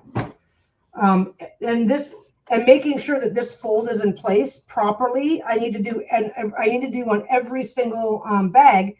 When I fold it over, I have to make sure that's in place properly, so that when I'm sewing down the edge to make the channel for the string, that it's going to be, for the cord, that it's going to go right. One of the bad surprises of learning how to sew is how dependent you are on the iron. The funny thing for me, I iron everything before I get started, and there's plenty of things that I have to come back. Okay, all done. Where's my other pairs? I'm missing a pair of scissors. Ironing is not my favorite thing. Oh, there's my scissors. Okay. Ironing is definitely not my favorite thing. But I found that, like this, I got everything. I ironed everything. I ironed everything so that it's nice and smooth to work with, and then I worked with it immediately. Because if I iron it and then fold it up and put it away to finish later, then I've got to re-iron it, because if you even fold it up for 24 hours, you're going to start to get some creasing. So I try to iron and do stuff with it right away. Certain stuff I'll iron and then hang up, like over here. Like, where is it? Like, some of that's been ironed, some of it hasn't. So I'll do that. But yeah, you have to have an iron. I think if you have an awesome iron and enjoy it, you know what? I like I just got a new one and a wool mat for the quilting. And oh, you quilt? Okay, yeah, quilting is a lot of ironing. Quilting is a lot. I like quilting. I enjoy quilting. Quilting is a lot of ironing. Let me just stand up. Let me just stand up so that you guys get the whole size of this thing. Sorry,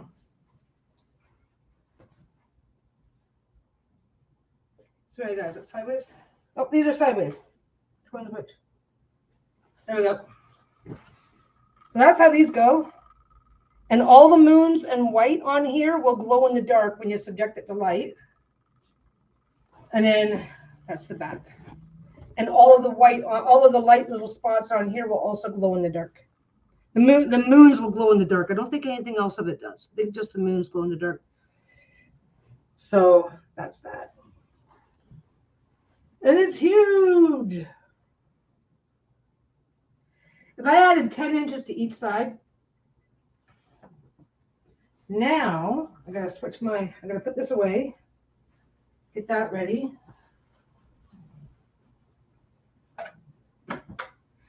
I'll have to get a picture up later. Why did I drop that? I gotta get a picture and a listing up later. Later. Anyway.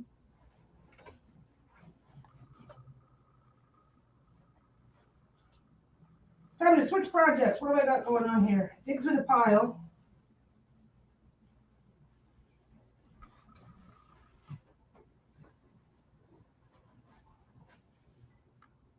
Oh, there's a project that I put aside and forgot to get back to. There.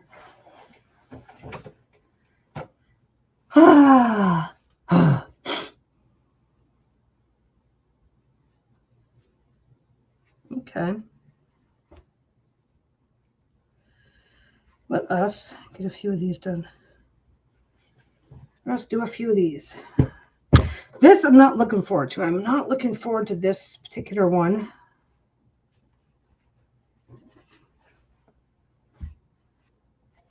I am not looking forward to this. Okay, I'm going to get it done. I'm going to get it done and over with. This is white with white interfacing. That's going to go on super pale. It's going to go on a super pale cloth, so essentially white. And do you know the worst thing? The only thing that's harder to see than black on black is white on white. But I need to get these done. So I'm going to do it. I'm going to work on these today. Get my dirty glove. These don't actually, they pick up the black because I do so fucking much black, but they're not actually going to leave any staining behind. But I also don't want to take a chance, so I'm going to switch gloves. Yeah, it's almost a blanket. I would love it. I wonder if my dog could see the glow in the dark moons and creep out. I don't know. I think our dogs see it sometimes, and they're used to it. They're used to it. They're like, whatever. That's just where all the cloth lives. Okay, that's good. Oh, I gotta do a few things. I gotta do a couple of things. Nothing that matters. Yeah, I have got 3 different ironing boards. My iron is it's a good steam iron. But yeah, when I'm quilting, I'm ironing constantly. It doesn't stop. Yeah, the pastel. Hope your phone call went well. That goes there. That goes there. White. That's not gonna last long, but I don't want to waste my thread. Okay, but I like one of the reasons why I like my Schmancy machines. Where did that come from? One of the reasons why I like my Schmancy machines is because normally there's screws here that you have to take out before you can lift this off. And this there's a button right there. You just push it and it pops it out of place. You just get in there. I just give the underside of a plate a quick brush out. Get that out of there. I just got done using black thread for the longest time. I'm just taking an old paintbrush, a halfways decent one. Oh, thank you, Hershey, and blessings to you too.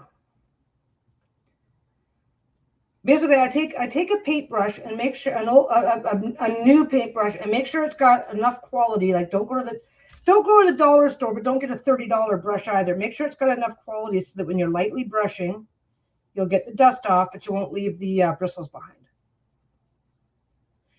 And this is like the hair brush, not the plastic kind. I don't know why I just put it there, but it won't hurt anything. And then I have to go.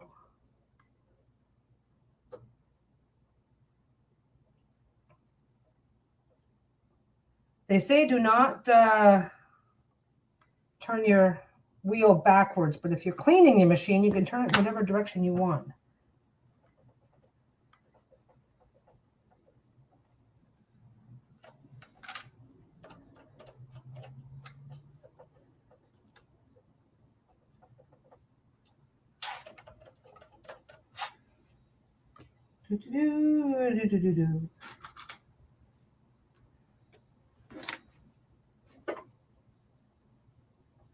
There's one. I got a little garbage pail under here.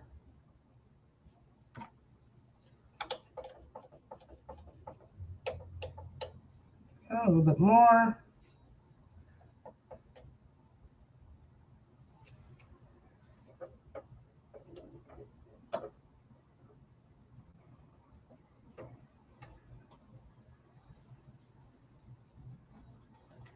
I just clean it off by brushing it on my leg. There's no actual paint on it.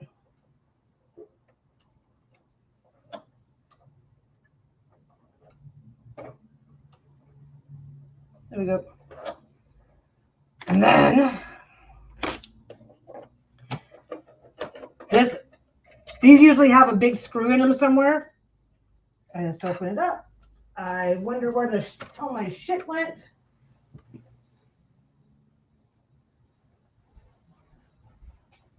There it is.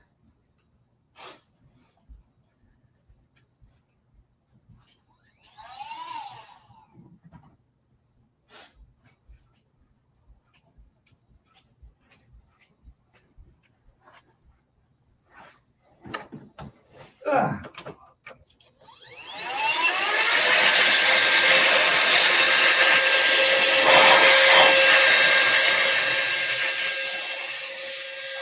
Hey, blow it out.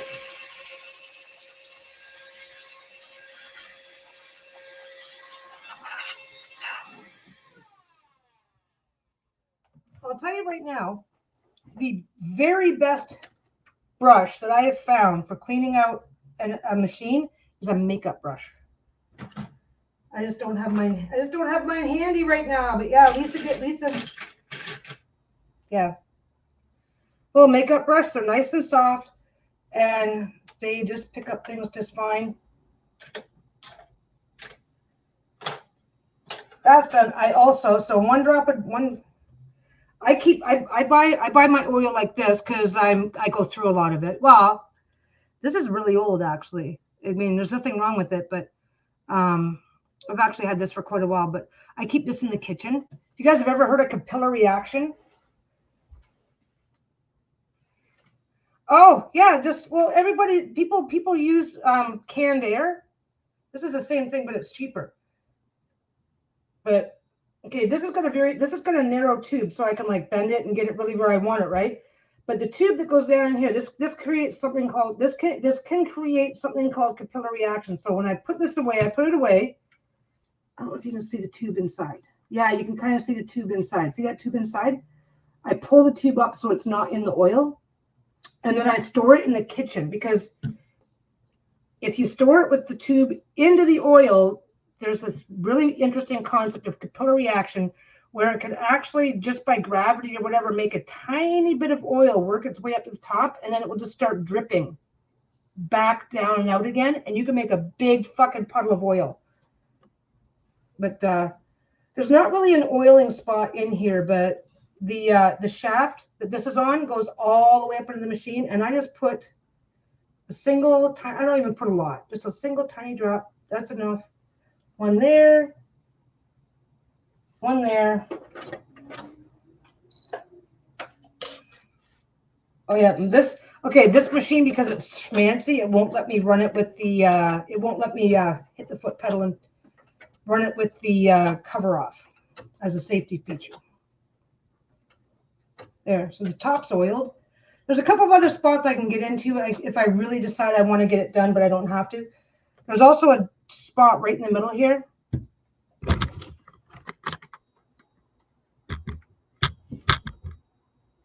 That little spot right in the middle. Now it looks like it's got a piece of fuzz in it. If it looks like it has a piece of fuzz in it, that's a sponge. So you just put a little drop onto the sponge, and that will oil the underside. And then my little trick, because I'm special, is I drop this back in. Like, nope, it's not in properly. It's moving around too much. I drop it in. I make sure it's in properly. Well, that's why it's still. Oh, you're not going to do it. Okay, I put the tiniest little bit, and if you don't want to do, okay, if you don't trust yourself to do a tiny drop, then put a tiny drop on a brush. I'll do the brush style, okay? Get a tiny drop on the brush. Come on, you're in there. Tiny drop, tiny drop, tiny drop on the brush. Okay, tiny drop, just a little tiny drop. Okay, and then you just get that spinning. Where this black plastic meets that metal, you're just going to stick your little brush right into the edge, lightly, and get the tiniest little bit of oil into that groove, and you're done. Of course, then you've got to get a piece of scrap out of your garbage pail.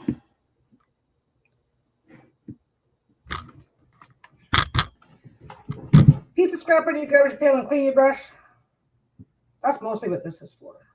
For if there's a little teeny bit of something, I can scoop it up with the brush, right?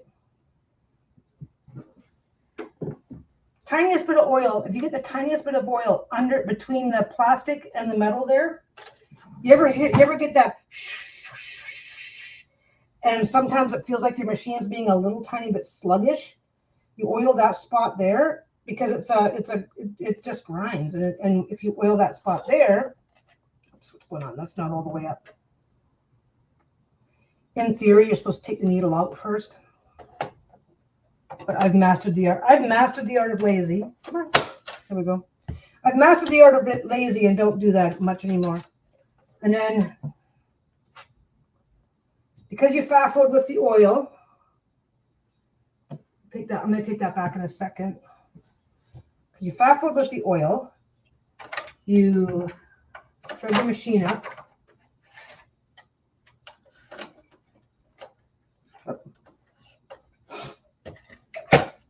You don't have to. There we go. I just had to get the thing back so I can thread it properly. Up, down, up, down.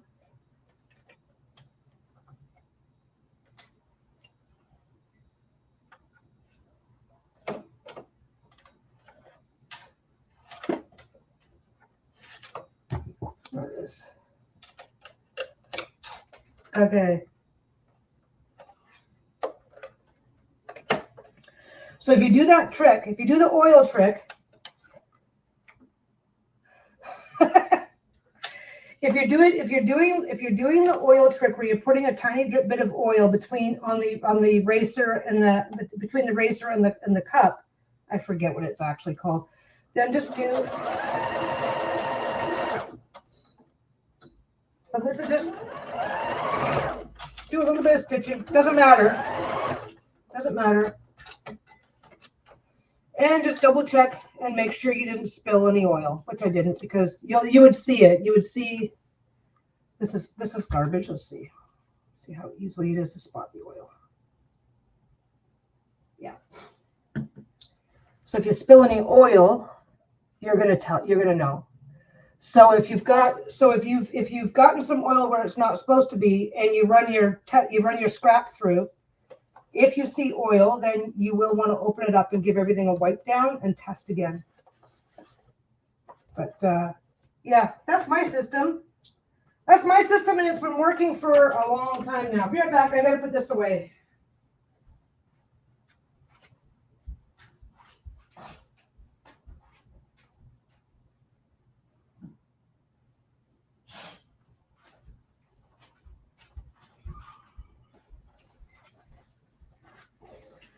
But yeah, I store my oil in the kitchen because the kitchen is all easy to clean surfaces. So if you're supposed to do oily things in there, right? Sewing machine oil, you don't want to eat it. Of course, you want to clean it up, stuff like that. But it's not some hyper toxic nightmare either. So it's not gonna. I'm saying that all ass backwards.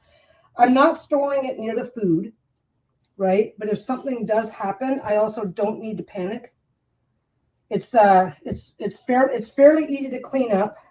It's a silicone-based oil, so it's not going to be toxic in the way that other things can be toxic. It's not going to be fun, and it's also sitting in a corner of the kitchen where I don't normally do anything, so it'll be easy to clean up. But it's going to be on surfaces that are designed to handle oil and still be cleanable.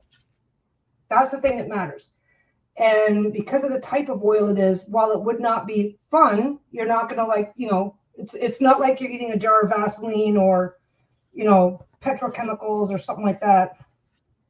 Because I believe it's silicone oil. Anyway.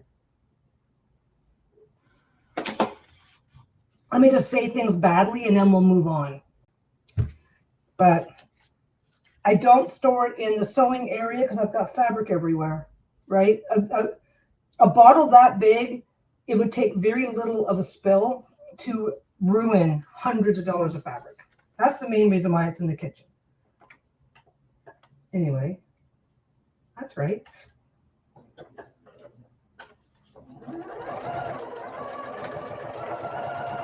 So I am just going to make some pocket pouches today. Get these done. They've been sitting over there for a while. I started them and had other stuff going on. I don't bother back stitching because I'm going to be trimming most of this off anyway.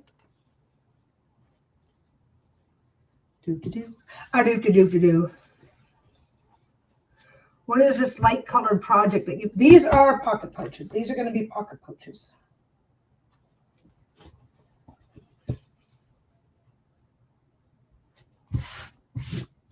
There's going to be quite a bit of waste, but this was a fabric that I got. I don't know if you remember when COVID was taking off, everybody was making masks.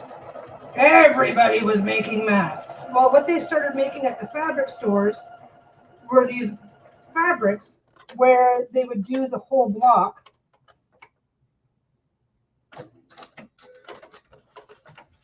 Let me just show you. I'll show you the next one. So like that, the star one that I just showed you, this one,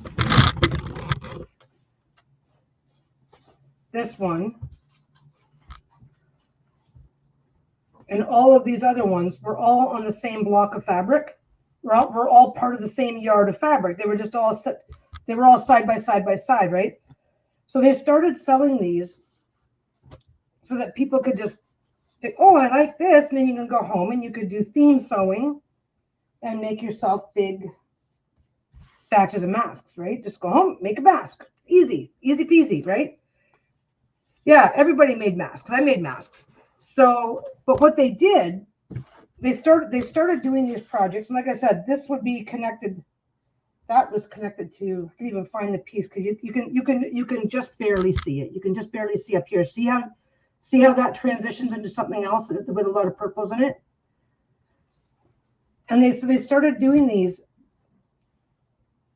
So this comes in this size. There's nothing you can do to change the size. It's so unless I want to like start sewing several pieces together.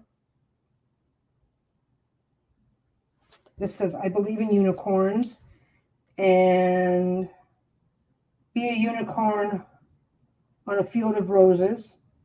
I believe in unicorns. I believe in unicorns. I believe in unicorns. Yeah, so that's mostly what it says. Anyway, well then, this was, yeah, all printed on the same fabric. So you got like 2 or 3. You might have like you might have 9 different things all in the same yard, right?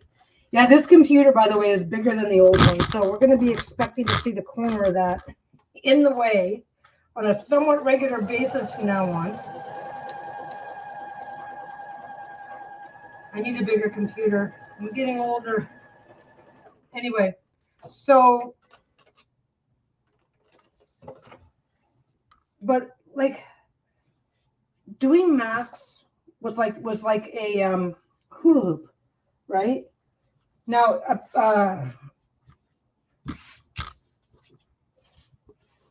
making masks was like a hula hoop in the way that eventually everybody had enough and they just stopped selling. So I had a couple of different opportunities to buy fabrics like this. They got put in my super stash and I just kept forgetting to get back to them. But thankfully I have a dust-free space to store it all in. So I went digging through my stash going, what's some stuff that I've got that I should have done. But yeah, so basically like we're on like year 3 of COVID or something like that. This really hasn't been sitting around that long. We're on like, but then all of a sudden they couldn't get this stuff to move. So I've got other fabrics over here that I'm going to be doing as well, but these are the only ones that are done up already. So anyway, I should double check on the size of these. I think these are smalls. 7. These are standards. 13. These are standards. Cool. These are bigger than I thought they were. Anyway. No, I did not get an upgrade, but they replaced it. They basically, I said, yeah, it's doing this. And they said, okay, well, we need to, I said, I need an exchange. This isn't working properly. And they're just not interested. They're like, whatever, right? Actually, there was a bit of a saga. So we went to, anyway, yeah, so the story on this fabric is pretty much done at this point. Once the mask frenzy died down, I was able to pick up some of these types of fabrics where I'm going to be cutting off a bunch of this down the side, but the reality is that that's all there is. There's nothing else I can do with it. So I feel wasteful, but it's far less wasteful than this finding its way to a landfill because it was made intending for masks. But anyway, the computer saga. So we took the computer to the local Best Buy where we bought it from. And I said, yeah, I need to exchange this. It's something's wrong, and I can't get it to. I turn the computer on, and then I can't get it to do anything because it's it's making half the buttons not work. And they're like, we can take it in. So I think I said I need a refund. They were not arguing this. It sounds like it's probably defective. So they said, we don't have any more. It says we do not have any more of these computers in stock, but fuck, I gotta turn the iron on. I don't want to turn the iron on. Ironing.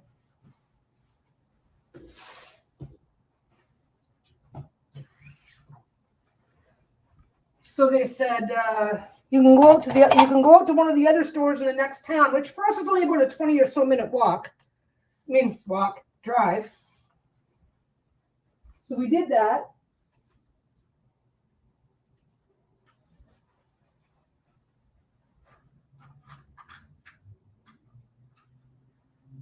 So then I'm just going to be going over here. I'm just going to be flipping over there for a minute, and then just I have to iron them. I have to open them up and flip this over, and ironing it is the only way to get that to. I can do it by finger pressing, but I will get a much better looking crease if I iron it. So I'm not going to do it by hand. Anyway, so we took it. So basically, we're like, well, there's an Olive Garden out in Langley, so let's go out there. So we went out, we took it in. And so I need to exchange this. And she's like, oh, okay, well, first, can you log in for me? Because I need to reset it to factory. I'm like, okay, but none of the buttons work. And she's like, yeah, but I need to reset it to factory, right? So I said, okay, turn it on, log it in. She's like, yeah, it's defective.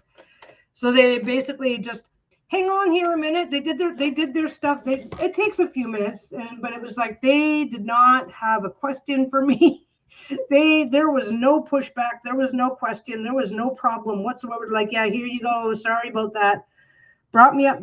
They confirmed it was defective almost immediately. The first store didn't look at it because they couldn't do anything anyway. They're like, there's no point in us sending it in because you're going to be without a computer for like, however long. They said we can try to fix it, but, and it's like, yeah, I just got this computer yesterday. There's like, yeah, you need to take, Anyway, the only reason why we ended up at a different store was because of stocking. They didn't have any more stock. So yeah, we went out. We got the new computer. We had a nice dinner at Olive Garden, Olive Garden is like in the next town. So and Lisa's been wanting to go for a while. So we did that, which was nice. And so we had a nice date night and got a new computer out of it, brought it home, got everything set up. We got it home, we got it set up. And the touchpad the touchpad is right here. Like it's right here. I'm typing, and every time I move my hand, it's like somebody's randomly clicking the mouse, right? It's like, I want that touchpad. It's got a button to turn the touchpad off, and the button wasn't working. We're like, what's going on? What's going on? And it's like, well, let's tough it out for the weekend and see what's going on. And we did the lookups. We didn't go super crazy. We did the lookups, and it was like, oh, okay, we just need to do this. We did it, and the touchpad I can turn it off now. Yeah, it's backlit down here too, right there. It's a nice backlit keyboard. It is what's it called?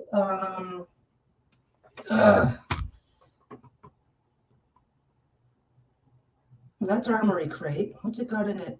I forget what it's called. Something of gaming. Is it gonna? Nope, doesn't give me all that. It doesn't give me all that. Anyway, we got it all sorted out. We decided to, because I really like this computer, and we had a bit of an incentive to try and, yeah, it's great. I like using this at night.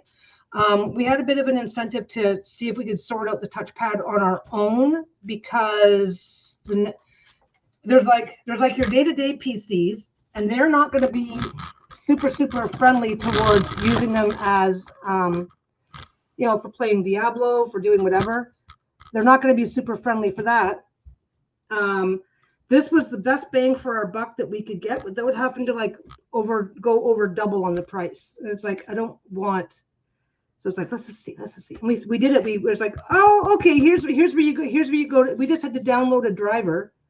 We had to download a driver that was in the computer. Okay, they had the touchpad driver, but for some reason there was something about it that wasn't letting us. It was not letting the laptop. It was recognizing the touchpad as a mouse. So when we tried to turn off the touchpad, it wasn't letting us turn it off. It would say touchpad off, but it wasn't recognized. It was recognizing that as a mouse. This is all technical bullshit, right? So we just like did the thing, and yep, it's working beautifully. Oh yeah, I can play Diablo on this. It does Diablo really well, and it's got onboard. What the fuck is it called?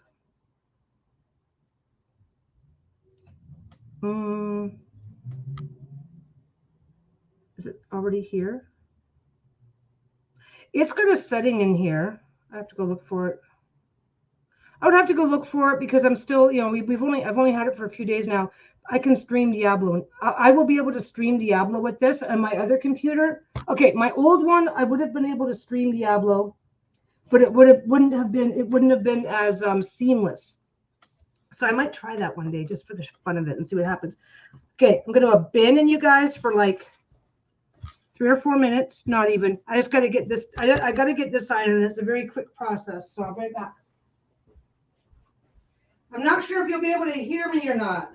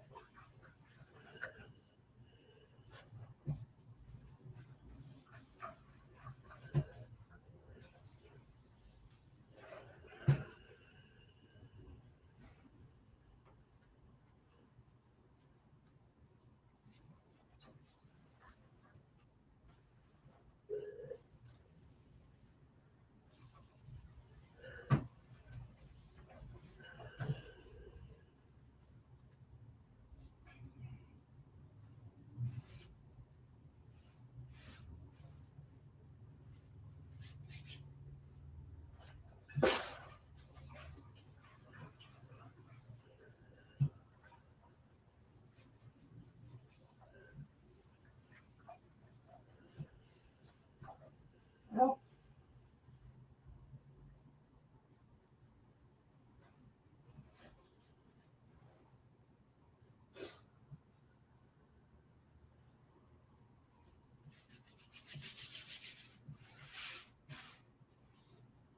there we go. Let's get that.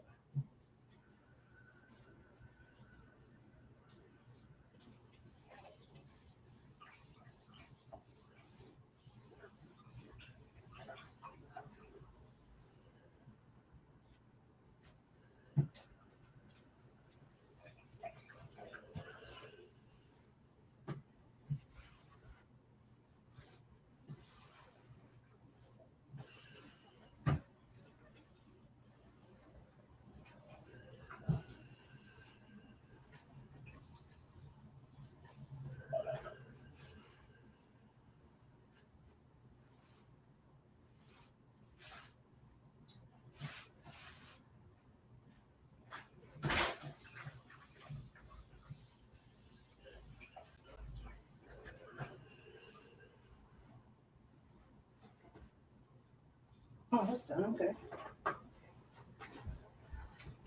La la la. I am back. I am back.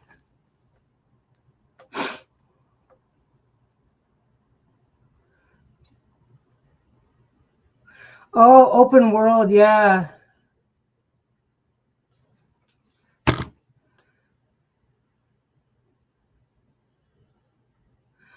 Lisa had Hogwarts Legacy, I believe, or she was one of the ones she was looking at. I am like solidly mediocre and loving it.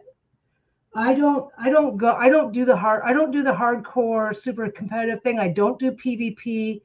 I just chillax. you know, I do the kill all the things, play tourists, kill all the things, and then get on with my day. I God of War, I've heard of that one. We played WoW, World of Warcraft. We played that for years. That was always fun. Breath of the Wild I liked.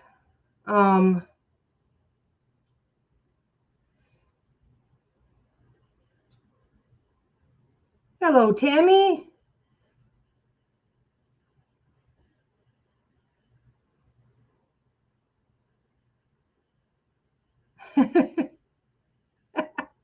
We've missed you too. Yeah, I never play on hard mode. I don't play to struggle. I want the story and escaping. Well, that's what I did. I've been playing Diablo, right? So every now and again, I'll be in struggle mode just because I can. In Diablo, there's a lot of stats management that you can do. So it's like, oh, okay, I got this. I started off in normal mode. Okay, this is fine. I got along. I did this. What's this one need? Not that one.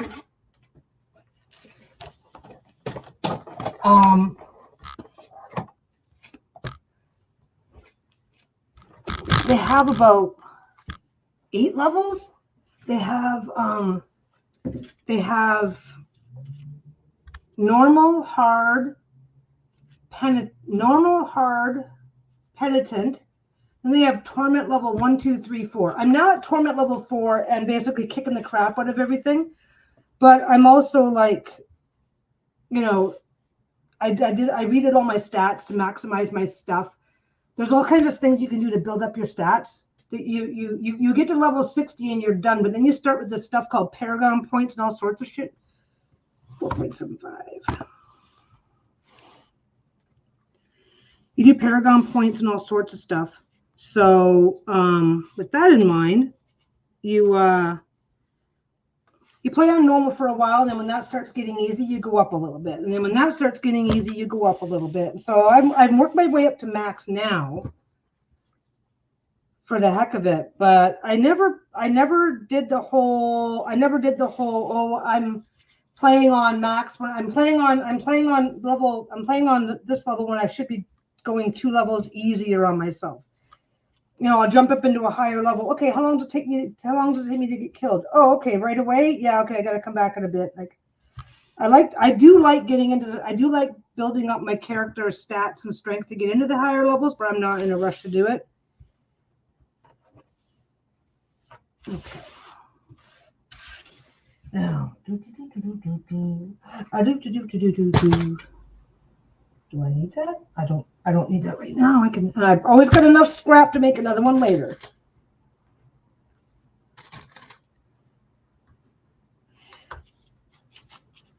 I'm going to do these one at a time. Well, oh, is that enough? That's barely enough. I'm going to be switching out in a minute to, I'm going to do it at a bobbin in a minute.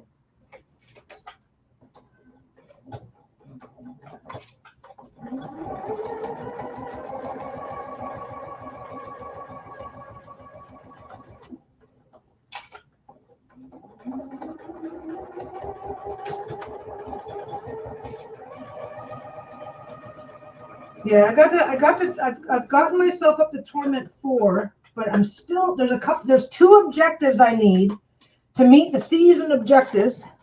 I made a large reading cloth, and now I'm just starting on some pocket pouches that I've had started and never got back to from a few weeks ago. So I'm just doing that. I'm doing that to get them done. These ones here are, the other ones will be a little bit easier. These ones here have got a lot of white on white. Black on black and white on white are visually difficult to see. So I'm taking my time and not trying too hard. Well, I guess taking my time means I'm trying harder, but taking my time and not trying to like power through it or anything so that I don't fuck up that part of it.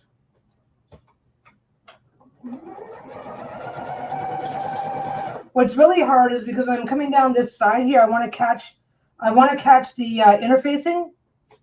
I'm over here. I'm coming down the side. I'm I'm coming down the side, but I want to just catch the interfacing. And once it's underneath the needle here, it's really hard to see in that tiny groove where the interfacing stops and that white fabric begins.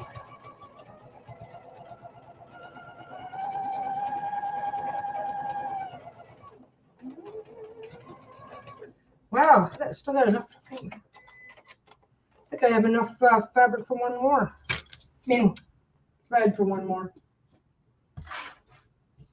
But anyway.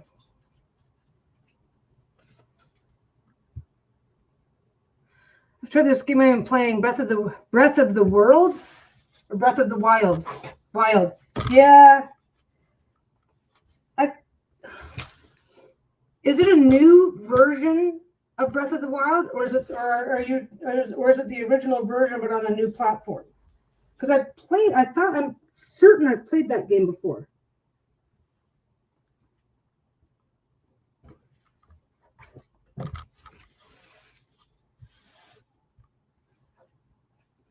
I have these out of order. It doesn't matter. Yeah, they're a little bit out of order. I'm just double checking because I can feel where the interfacing touches.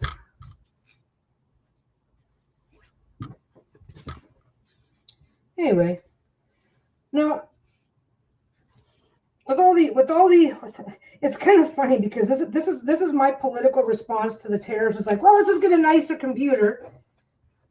Hand quilting looks super hard. No, I can't do it. I can't do that sort of stuff anymore. I've got like persistent. My fingertips. My hands are so dry. That's the reason why I have to wear these for regular sewing. My hands are super dry all the time, so I have to wear a glove on this hand for just for this to have a grip. And at the same time, I have a tendency towards tendonitis up here, not in any horrible way. But it could probably it would get very horrible very quickly if I was to go back to hand sewing. Which I guess I don't know if it sucks or not, but I do a quilt as you go technique though that I'm absolutely in love with. I figured out that one thing for me when I sew is that I want to go fast. And regular quilting, especially when you get to the top stitching, when you get to the quilting part of it, you're not supposed to go as fast as I try to go. I don't screw it up. I don't think I've screwed up anything in any way that matters yet, but I've ended up making mistakes that I've had to pick up because I was trying to go too fast. And if you go slower, you can really get a handle on those really cool patterns and stuff that you can stitch into them. So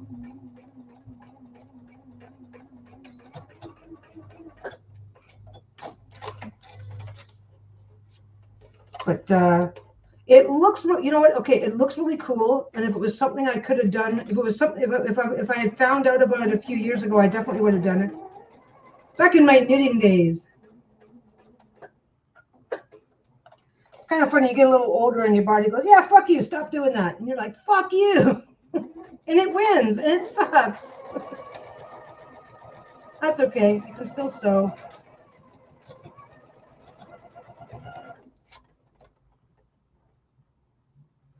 Oh, the fabric is certainly not helping. Cotton is yeah. Cotton definitely is drying. Fabric in general is, because it'll absorb the moisture from your skin. But no, my hands get like this anyway. My hands are like this anyway. So that's why it's not a big deal. This is where things get, I don't know if weird is the right thing to call it, but this is where life gets interesting, because it's like, if I remember to use the glove as often as possible, then I don't have an issue. Where I developed the issue from the tendonitis was because of if you've got no traction, yeah, use it or lose it. If you've got no traction, no grip, then when you do things, you got to grip twice as hard, right? And then you strain the shit out of something that's already sensitive. Does that make sense? I think you guys know what I mean. So I wear the glove And then I don't have to worry about my skin being, I can't, the moisturizer doesn't really help. Not while I'm actively sewing. And while I'm actively sewing, I need to have a better grip so I don't strain my hand, so I don't make my thumb act up. So as long as I wear a Michael Jackson glove, because it's a left-handed problem for me, then I don't have problems. And I don't need moisturizers, which, like I said, if I were to put on moisturizer, I would be having to put on so much that I'd have the risk of it staining back onto the fabric anyway. It gets weird. So it's not horrible. It's just inconvenient, right? It's kind of one of those things. It's like it was horrible when I didn't have a solution. It was horrible. Now that I've got a solution, it's like, yeah, sewing with thread and needle. Any hand sewing is going to be hard on my fingers because of years of being this before I figured out this shit, right? So then, I don't know. I don't know how to describe it. You learn the fine art of compensating, and then you just get on with your day, and try not to be bothered. So that's where I'm at right now. But hand sewing is definitely asking for trouble that I don't need, because the fabric will keep the moisture off will keep my hands from creating any of their own moisture anyway. Yada yada yada. You can't do it very well with a glove on.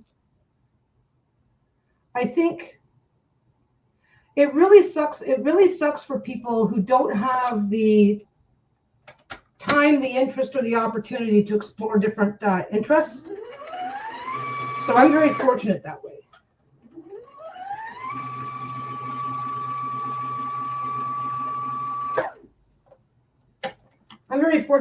It's like, oh, I can't do this. Okay, I'll try this then.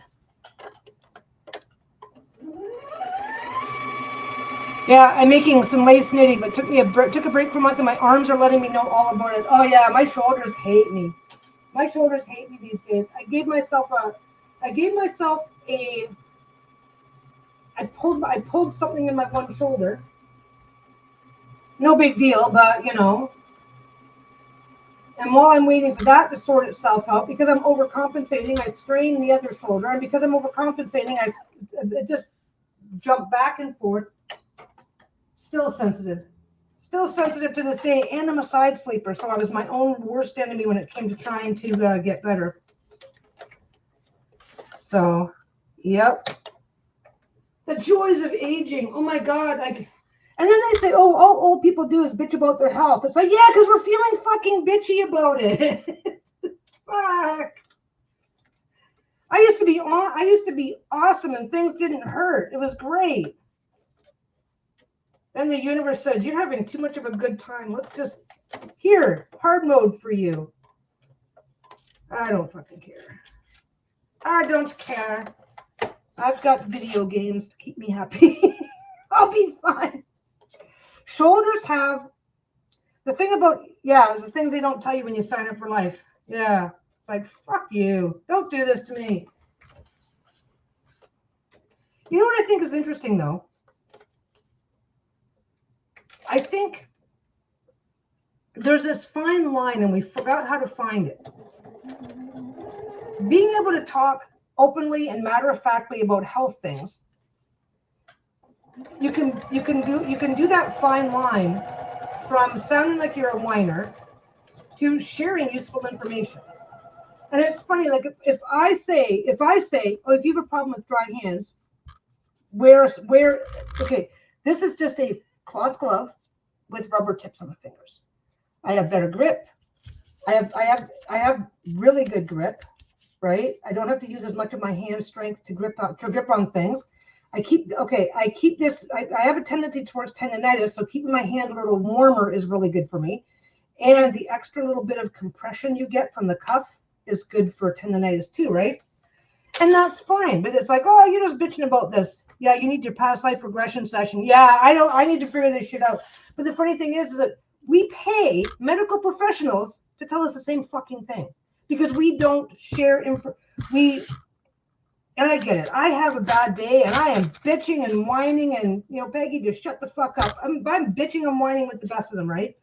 But we do not create this. I always talk about this scale, right? We lump every mention of health goes onto the automatically goes onto the far end of the scale where we really shouldn't be talking about that. Save that for your doctor. And it's like, well, wait a second. If you are somebody who does something with your hands and a gripping is an issue and tendonitis is an issue, this could be very useful information for you. And now you don't have to pay a doctor. What your copays look like in the States. Some doctors have like, you know, $175 to $100 copay just to walk into the doctor. You know, $400 or $500 for an orthotic. It's like, wait a second. Did we really stop talking about our health because it's in poor taste? Or did we stop talking about our health because it's not profitable for the guy who wants us to stop? You don't talk about your health. You send them to me so that they can pay me to tell them the same thing. Yeah, it's about making money. It's like, I have this very strong, we have this almost phobia. Okay, we have this phobia about talking about our health to the point where people are only willing to talk about their health when it's really fucking bad. Yeah, my deductible is $3,000. So you're going into the doctor going, so like I said, let's assume that you've never encountered, maybe let's assume that you've got the same problem, super dry skin, which means that if I have to use 1 pound of pressure to do this, I have to use 4 or 5 pounds of pressure to do this. If your skin is too dry, you won't get the grip. You got to try really hard. So now what if this little conversation was like, I'm going to go spend $15. These ones you can get them on Amazon for like 3 pairs for $5. Or I'm sorry, $5 a pair in 3 packs. So $15 for a 3-pack. So what if somebody's listening is going, I can't do blah because, you know, the thing slips out of my hands all the time. Well, a little bit of grip enhancement would fix that for you. Oh, I get tendonitis in my thumb. Well, a little bit of grip enhancement can fix that because you won't need as much pressure if you find that dry skin. Anyway, I babble. I get so like $8,000. Jesus fuck. I love Canada. I love Canada. When Lisa first moved up here, she got sick and she needed antibiotics. And we have what's called a care card. Back in the day, when she first came up here, it was $75 a month for our care card. And that basically gave us everything for free. Get sick, call an ambulance. Care card covers it. You need to go to the hospital, go to the hospital. Care card covers it. She got sick. She needed antibiotics. It was really obvious. And she did not want to go to the doctor. Yeah, a jet-propelled limo ambulance. So I finally said to her, I don't give a shit. You're too sick. We're taking you to the doctor. She's like, but we can't afford the copay. And we knew there was going to be a fee, right? And it's like, we'll figure it out. Off we go. We go in. If you are not, okay, this is 20 years ago. If you are 20 years ago, if you were not a Canadian citizen and had no coverage, going to a doctor was a $50 payment. And Lisa's like, well, what are you talking about? It's only $50. And that's when I turned around and I looked at her. What are you fucking talking about? You have to pay them. The only reason why you're paying is because you don't have a care card. Because you just got here. You haven't been here long enough to get a care card because she was immigrating, right? And then she's like, okay, but now where are we going to come up with the like $75 for the antibiotics? Oh, okay. We've got a lot of leftovers. If you want to bring me home a cold drink, that'd be awesome. No, we went out for pizza last night, and we got more than we went out for pizza last night, but then we also had Chinese the night before, or the night before that. I forget. We have leftover takeout that we need to get eaten up. So it's up to you. Do it. Whatever you want to do is fine. But yeah, a couple of ice cold, a large Diet Coke, all nicely chilled would be beautiful. Anyway, so then we get in there. So then we go get, yeah, oh yeah, we are living large. Pizza. But so we get the prescription. Hi, honey. We get the prescription. And I'm like, okay, that's going to be $15. And she's like, oh, okay. Well, now how much is the medication? She's thinking it's a fee or something like that, right? It's like, no, it's $15 for antibiotics up here in Canada. She said, what the fuck are you talking about? They start at $75. I'm like, $120 to $150 just to get basically sick. Yeah, keep me on task. God, no, you guys are my worst enemies when it comes. I don't, which is why I'm here. Sewing has a certain boring factor to it that if you don't get a little distraction from time to time, it starts to become a little unfun. At least for me, I'm an outgoing person, so. But anyway, everybody's saying hi to you, honey. I think she might already be in the car. Yeah, she's already in the car. We're heading out to it. She's bringing me home a cold drink. But anyway, no, it's I don't think there's a medical system in the world that's perfect, but I will take the Canadian medical system over most others any day. But it does make you wonder. It's like, who decided? Because don't forget, back in the day, way back in the day, oh, I have a headache. Oh, have you tried? And 6 years, you don't tell you don't go to the doctor you don't go to the doctor first. You go to your friends first. That used to be what it was. Oh, I've got this going on. What do you think I should do? Oh, well, when this happened to my grandmother, she did this. Try that first. If it's still a problem, then maybe you should see a doctor. Right now, we don't even do that. Oh, why are you telling me? Right? It's like, dude, so much shit.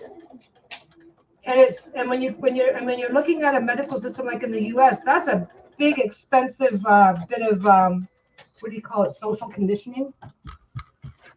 Anyway, no, I try not to bitch about the bitching part of it. I try not to bitch about the bitching part of it, but I still bitch. I'm still gonna bitch about it. Who's not? Now I'm just going around the corner here, getting this. I'm still going to have to, there it is. I'm still going to have to cut my cord. I mean, my elastic, but that comes anytime. Oh, this is going to be. Do-do-do, do-do-do, do-do-do-do-do. But anyway, no. I think there's a lot of shit. I think that we spend a lot of money. I think that I mean, and even up here with our free healthcare system. Go ahead, I can't bitch with my kids around. No, I think we end up spending. I think we end up spending a lot of money on things that we could deal with all by ourselves if we were just able to find that fine line. And I get it. Like, I mean, when you are having a day, when it's your turn to be like, oh my God, my leg hurts, I got a fucked up leg, right? Oh my God, I'm having a really bad day with my leg. Now, if I'm having a really bad day, I know what to do about it, right? And ask Lisa, she'll tell you, oh yeah, she'll spend the half a day fucking bitching about it. But I know when and when and where, because you give yourself permission to actually treat it like it's a part of me that I have to deal with. Versus I'm not allowed to talk to anybody, anywhere, anytime. So then cool, interesting, useful ideas don't come my way. That's just, I mean, I don't talk about, oh, this hurts, but like, ask me about biofeedback, because it fucking works. It fucking works. And everybody says, oh, that's quack science, right? And it's like, dude, biofeedback is the reason why I'm not addicted to Oxy or whatever else they give you for fucking pain. I was doing it for years before I found out it had a name. But it's real and it works. And it's like, we don't talk about that. Oh, you're just being weird. It's like, fuck that. I'm saving a shit ton of money and I'm not addicted to painkillers. In Australia, you can pay an ambulance subscription once a year. If you do, and need to call one, it's free. If you don't have this sub, it will cost you thousands of dollars. Jesus, we don't spend anything for ambulances up here. Now, if you are abusing the ambulance service, then you can be in some big trouble. But no, normally they don't. As far as I know, they don't charge. I miss. Oh no, that's. No, you need an ambulance. You just call. That's part of the healthcare service. It's just part of the healthcare service. Yeah, I don't know. I like the Canadian system. It's kind of sad too, because like in the U.S., Australia, first world countries, there are third world countries who have free healthcare. That you know. I don't know. I guess it's all subsidized as well. It depends on who's paying for it and how comprehensive it really is. So. Yeah, I'm glad on the West Coast that we have alternative medicine so you can balance the treatment out with traditional. Yeah, it's I did a now that I'm saying it, I'm thinking about I did a massage up here because I've been having a little trouble with my shoulder because once the shoulder's got tons and tons and tons of little teeny tiny tendons in there. And so once you do get any sort of an injury, it takes a really long time to go away. And I was just running a massager over it last night. What am I looking for? That's what I'm looking for. Ugh. I need these. I fiddled with the idea of using white elastic, but I can't really find anything that looks nice. The black is pretty basic and standard, but it where is everything? This pair. It looks pretty basic and standard, so that one's easy to match with like everything goes with black, but the only whites I find, they look like underwear elastic. I don't know why. What do I want? That's what I want.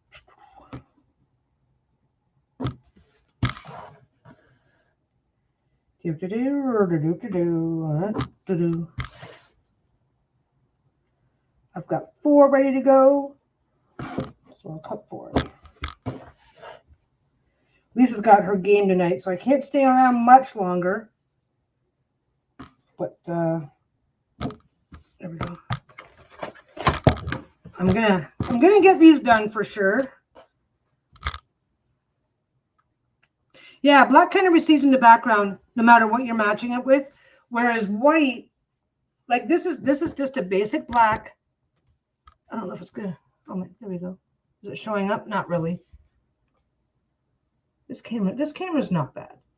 It's just a basic black elastic. It's easy to, yeah, but it recedes in the background. That's the best way to express it. I've been for the last however long, I've been trying to figure out how do you express that. But when you get the white, you start looking at you start paying attention to the elastic as well, and they look like underwear elastic. It's like, this is not a pair of boxers, man. Anyway, no. We all have aches and pains. We all have things. I think we all get sucked into other people's idea of social etiquette and then avoid having conversations that could really benefit us. And that's not just health stuff. Societal pressure can be, man, we live in interesting times. What's everybody else doing this evening? I'm going to have to get off of here soon, and then I'm going to finish this. I turned you off already.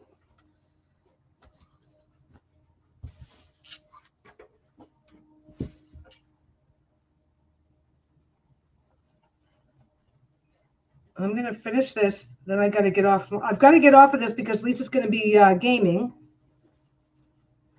What's the biggest, most elaborate? So the biggest would be the quilts that I've made for Lisa. I've made her 2 different king-size quilts for her bed. At the time, they felt pretty big and elaborate. Oh, nice. I'm glad we could keep you company, Blue. I don't know about elaborate. I guess that's the most elaborate thing. The most elaborate thing that I do on a regular basis is the 2 pocket bags, because they require, every now and again, when you fold these, the interfacing will pop loose and shit, and then you got to fiddle with it to get it back where it belongs. Ooh, till 7? Yuck. Yuck, yuck, yuck. I shouldn't say that. I've been on a roll, just wanting to get stuff done, and found myself still sitting here finishing stuff up at like 1 o'clock in the morning. So I shouldn't say much. Oh, there it is. Every now and again, this just gets stubborn on me. No big deal. It's no big deal. It falls into place 99% of the time. So on the odd occasion that it doesn't, that certainly isn't going to help. Loose piece of thread from somewhere, or a bit of a fray got stuck in there. It's still not going where I want it.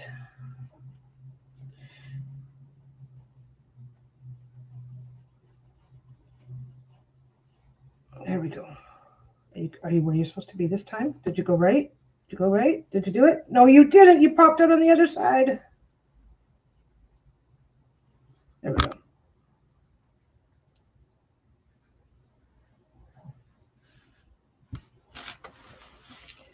I have several options to avoid having to re-iron the whole thing. I've even got a little roller over there. I'm just lazy. Oh, the one with the star in the middle. Wait, which one's that? Oh, the star-shaped one. Yep, those were fun. That was, you know what, the star-shaped ones? The star-shaped ones are probably my most complicated ones. And the funny thing is, they didn't sell. Nobody wanted them. Nobody wanted them. They look cool, but they were really hard. They were not perfect. They were far from perfect, but they did not go over very well, because as much as they look cool, they have practicality issues. Daughter just left for uni. Time to get crafting. That's how it's done. I've been very lucky lately, and have actually been getting up. Anybody who's been hanging around with me for a while now knows about my very, very famous insomnia problem. And I don't know what happened, but when Lisa went away to StarCon in Florida in the fall. Or wait, no, she went in January. And I have been getting up before noon since then. I've been getting up around 9:30. So now I get to do my crafting during the day. It used to be, yeah. It used to be a fucking problem.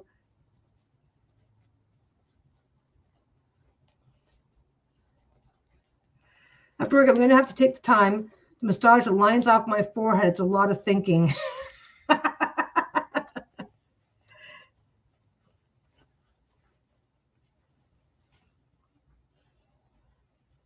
Got a quartz crystal ball, and it's keeping me awake. Sometimes they're kind of overwhelming. Yeah, they can be.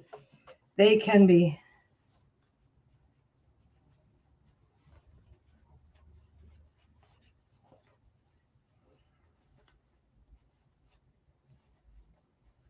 They can be. Yeah, I think I've got crow fabric.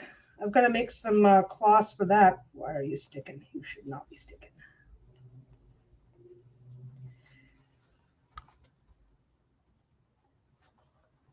Oh, 3, yeah.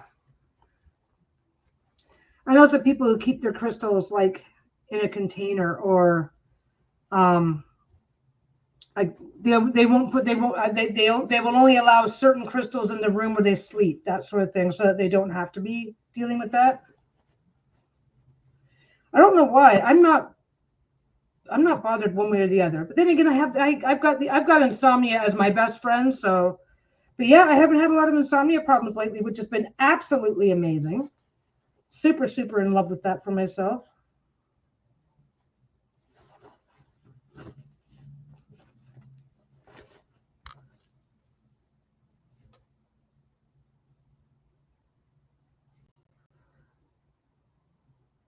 People are now using AI to share what they see in their dreams, which is awesome. That would be that would be a really cool use. I don't like what some people are doing with AI, but that would be worth it. That would be a good use of it. Oh wow, that turned out really well. Sometimes when I'm making these bags, I can't always be sure how the fabrics are going to line up when you you can't always be sure how the fabric's going to line up, and this one lined up really well. That's going to be that's the inside of the flap. Huh, this one's doing the same. This is not my lucky day. There we go. Oh, that's why.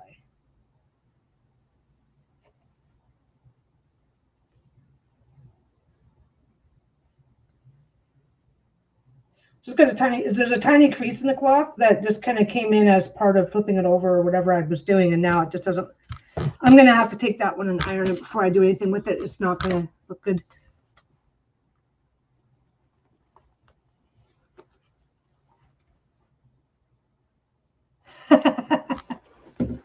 So you can see what I do. Yeah, that'd be interesting. That would be an interesting AI experiment. Describe your dream, and then see what it comes up with, and see if it matches what your dream was. That'd be really freaky.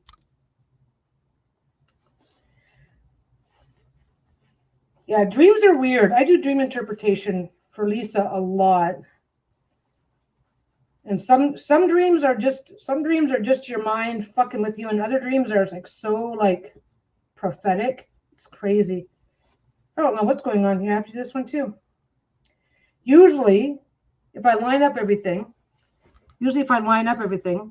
and then flip it, you just go like that, and everything pops in place. And it just doesn't want to pop into place. I wonder if there's something wrong with the. This is an iron-on.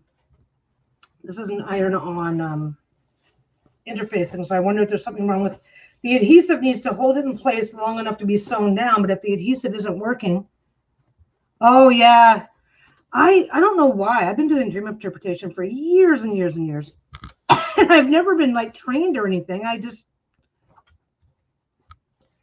But it's like I don't know. I don't want to call it invasive. I don't think it's invasive. But it takes a lot of Q&A about what you're seeing, how you're seeing it, stuff like that. You can't just say I dreamed about a rat. Oh, it means all these things. It's like, well, because you have to know, what did you think? Do you like rats? Do you think rats are gross? Did you find the rat interesting? Was it talking to you, or were you just aware of what it was thinking? Like, so then after, but yeah. I don't know why. I don't know. I do not know why. I tend to do well with doing dream interpretation. We should do that one of these days.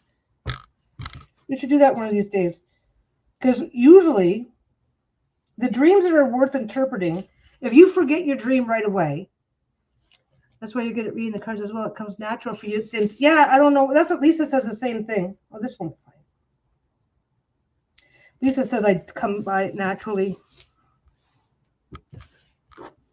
I mean, I must, because whenever, especially dreams, it's like I'm always very confident. I don't know.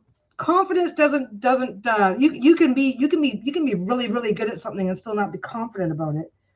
But I'm far more confident and seem to have, I always have really good results with the dream interpretations. But there's a few rules to it, because it's like you can't just dream journaling. Dreams can tell you a lot about what's on your mind, what's bothering you, what's this, what's that. The stuff that I look at is what's coming up, like, kind of like, well, it's tarot. It's the tarot of dreaming, right? Okay, that's fine. I said, look, every now and again, when you're doing this stuff, every now and again when you're doing this stuff, when you're flipping stuff like this and you have the hole to consider, every now and again you get a really good result if you just let the fabric rest a little bit. Just leave it be, come back to it a little bit later. Because now it's cooperating. It's gonna get it will get ironed one more time no matter what. Because that's why I always iron it when it's done, but I prefer not to iron it every step. Especially the lighter colors, because you can end up thank you. Yeah, but when you're working with the lighter colors, I don't know if it's my bad luck or whatever, but I find that when I'm working with the lighter colors, they can end up looking, the fabric can end up looking, I don't know if scorched is the right word, because it's not looking scorched. I know what scorched looks like it's very, scorching is very specific, but it can just, it gets like this sheen to it and it can just end up looking weird. Yeah, it's like tarot with experience. You know what to look for and how to interpret it. I've been into dream interpretations for decades, but I'm still learning. Yeah, I think overworked is probably a word for it. Yeah, but I find that with the lighter fabrics, you know what it is? I think with the lighter fabrics, every little whatever is also a little bit more visible and stuff. So you tend to be more willing to overwork your lighter fabrics. But I found that if I do too much, if I iron it too much, it'll get almost like this shiny spot that just ends up looking weird. And I can get really picky though. Like, I mean, I've got a really super sensitive sense of touch. Like, it's crazy. So I can be a lot more picky about what I'm willing to accept. But you do it right too. I think the universe is just punishing me because it's been a while since I've done a batch of pocket pouches. There we go. There we go. That one's fine. That one's gonna go. Okay. Anyway, we should not hear yet. Yeah, the fabric gets shiny and it just takes, and it seems to be more visible and more obvious when you're working with lighter fabric. But yeah, there's some okay, so there's some rules for dream interpretation I have found personally. If you're having a dream and you're dreaming about the same struggle all the time, then that's pretty obvious, right? If you are still able to clearly remember your dream after you've woken up, it's like, yeah, I had this dream and this is what was going on. And if you're still remembering it clearly after a day or so, then that's a dream worth exploring.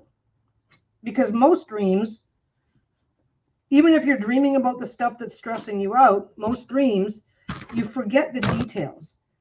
You might remember, okay, say you got a test coming up and you're having all these scary dreams about school, right? But all you can really remember is like, yeah, I had this really scary dream. I think I was at school. Oh, I had this dream about being anxious. I was at school.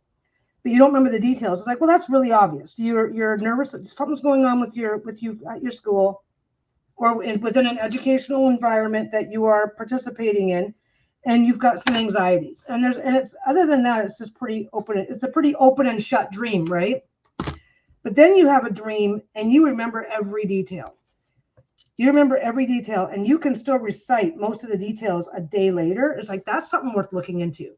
Especially if the dream seemed incredibly real. It's like when you woke up, even if the dream was utterly weird, if it was unicorns and dragons, but if you woke up and couldn't tell if you were awake or asleep for the first couple of minutes, it was like, wow, is that real? Then you know you've got something that you need to be looking at, right? But oh, that's why it's doing that. Hi, puppies. They know something's happening because they are starting. My hand is itchy. I don't like it.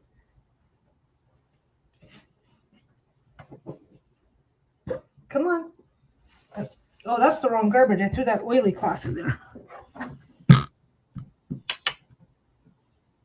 There we go.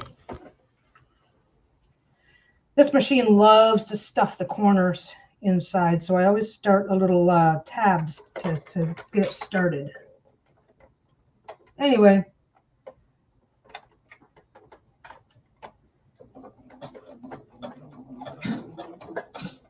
Now, if you have a dream that seems ultra real, yeah. Yeah, you can have it capture your dream recall when you wake up. Yep. Yeah, no, this is all cotton. This is all cotton. I have no idea what it is. I have no idea what happens. It could just be okay, like there's sizing and there's sizing, there's detergents, there's all sorts of stuff, even on pure cotton. So it could just be that it's just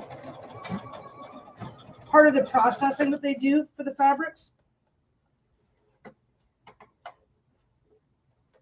Like, I mean, this is that's over there. I mean, this elastic is polyester, so you definitely don't want to iron directly over your elastic. But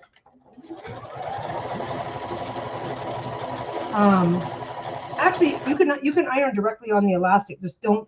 You can iron directly over the cotton that's covering the elastic. Just don't iron directly on. Keep the iron away from that elastic.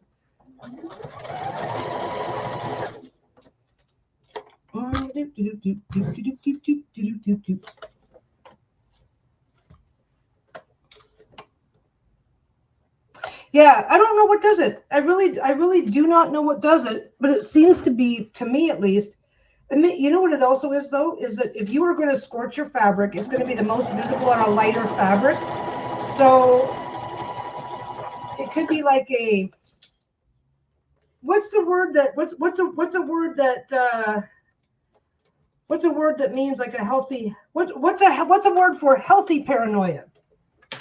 It's like, oh, if I'm gonna end up scorching something, it's gonna be the white fat. It's gonna be this white fabric. So maybe I'm just a little overly sensitive to that as a possibility, because I used to have some pretty cheap irons. I used to have this one iron that was so. The one iron that I had was so problematic that I did scorch fabric on occasion, especially the lighter colored stuff. And it could even be just deposits coming off of the cautious, like. I had one time my old iron, the plate was dirty and I didn't realize it until I went, and it just left a tan streak across everything, which is not damaging. It's not damaging and it's not dangerous, but it's not damaging and it's not dangerous. On a dark colored cloth, you'd never see it, but it completely ruined. Obviously, it's going to completely ruin a lighter color because you can't do that. And I just had, I think I would have noticed. Yeah, I think I would have noticed it no matter the fabric, though, because I threw away that particular iron. So.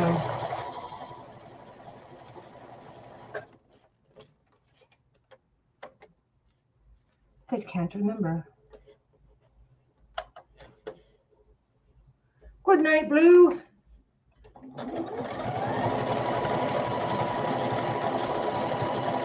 These are done, and then I just have to go iron them.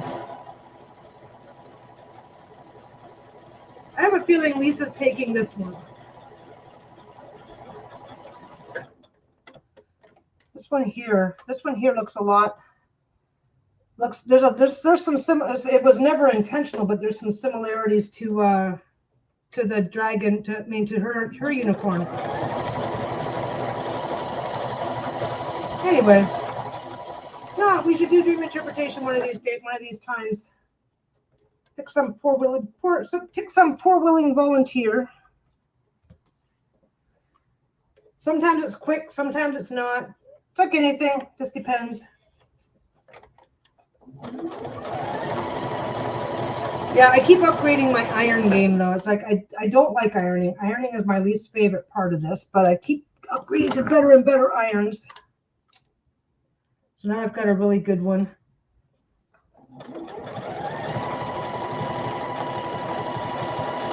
My last one was also a really good one, except for, unfortunately, I dropped it onto the floor and it went, no, not working for you anymore. It's like, that is the disadvantage of the space that I have, is because everything's like being flexed into different. Everything's mobile. I can't just have a sewing, I don't have enough space to have a sewing area and a cutting area and a pinning area and. So I'm always moving stuff around. And dishes, okay, Lisa's gonna be home any minute now. And this is done. So I'm gonna finish this last one and then I'm gonna say goodbye. Get back over there, get the iron back on and get back. Go find my tweezers. Get the iron back on.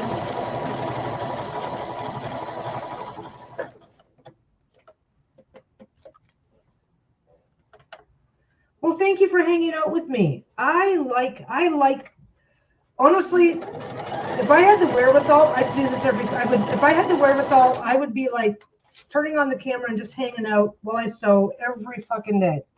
I get a lot more sewing done too, but you know, too much chatting gets too distracting and then I start making mistakes. So there's that.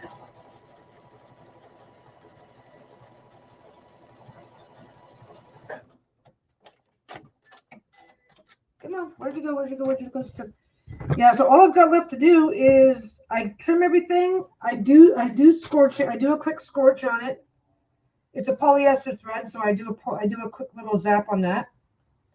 I wanted to use cotton thread, but cotton thread breaks down over time, you know, and polyester just doesn't break down. So it's this whole environment versus environment. You're not doing the environment much good if everything you're making is only lasting a couple of years. This will last forever. Okay. You guys have a good night. Thanks for keeping me company and hanging out. I will be back soon now that I got a working computer that I can trust. And in the meantime, now I have to go iron these and do the loose threads and then go iron them. And you guys have a great day. I will see you soon. I'm gonna try and find that. I had to reinstall everything all over again. So if I'm still clicking in 5 minutes from now, you know I'm still looking for my stuff. Anyway, you guys have a great day. I will see you soon.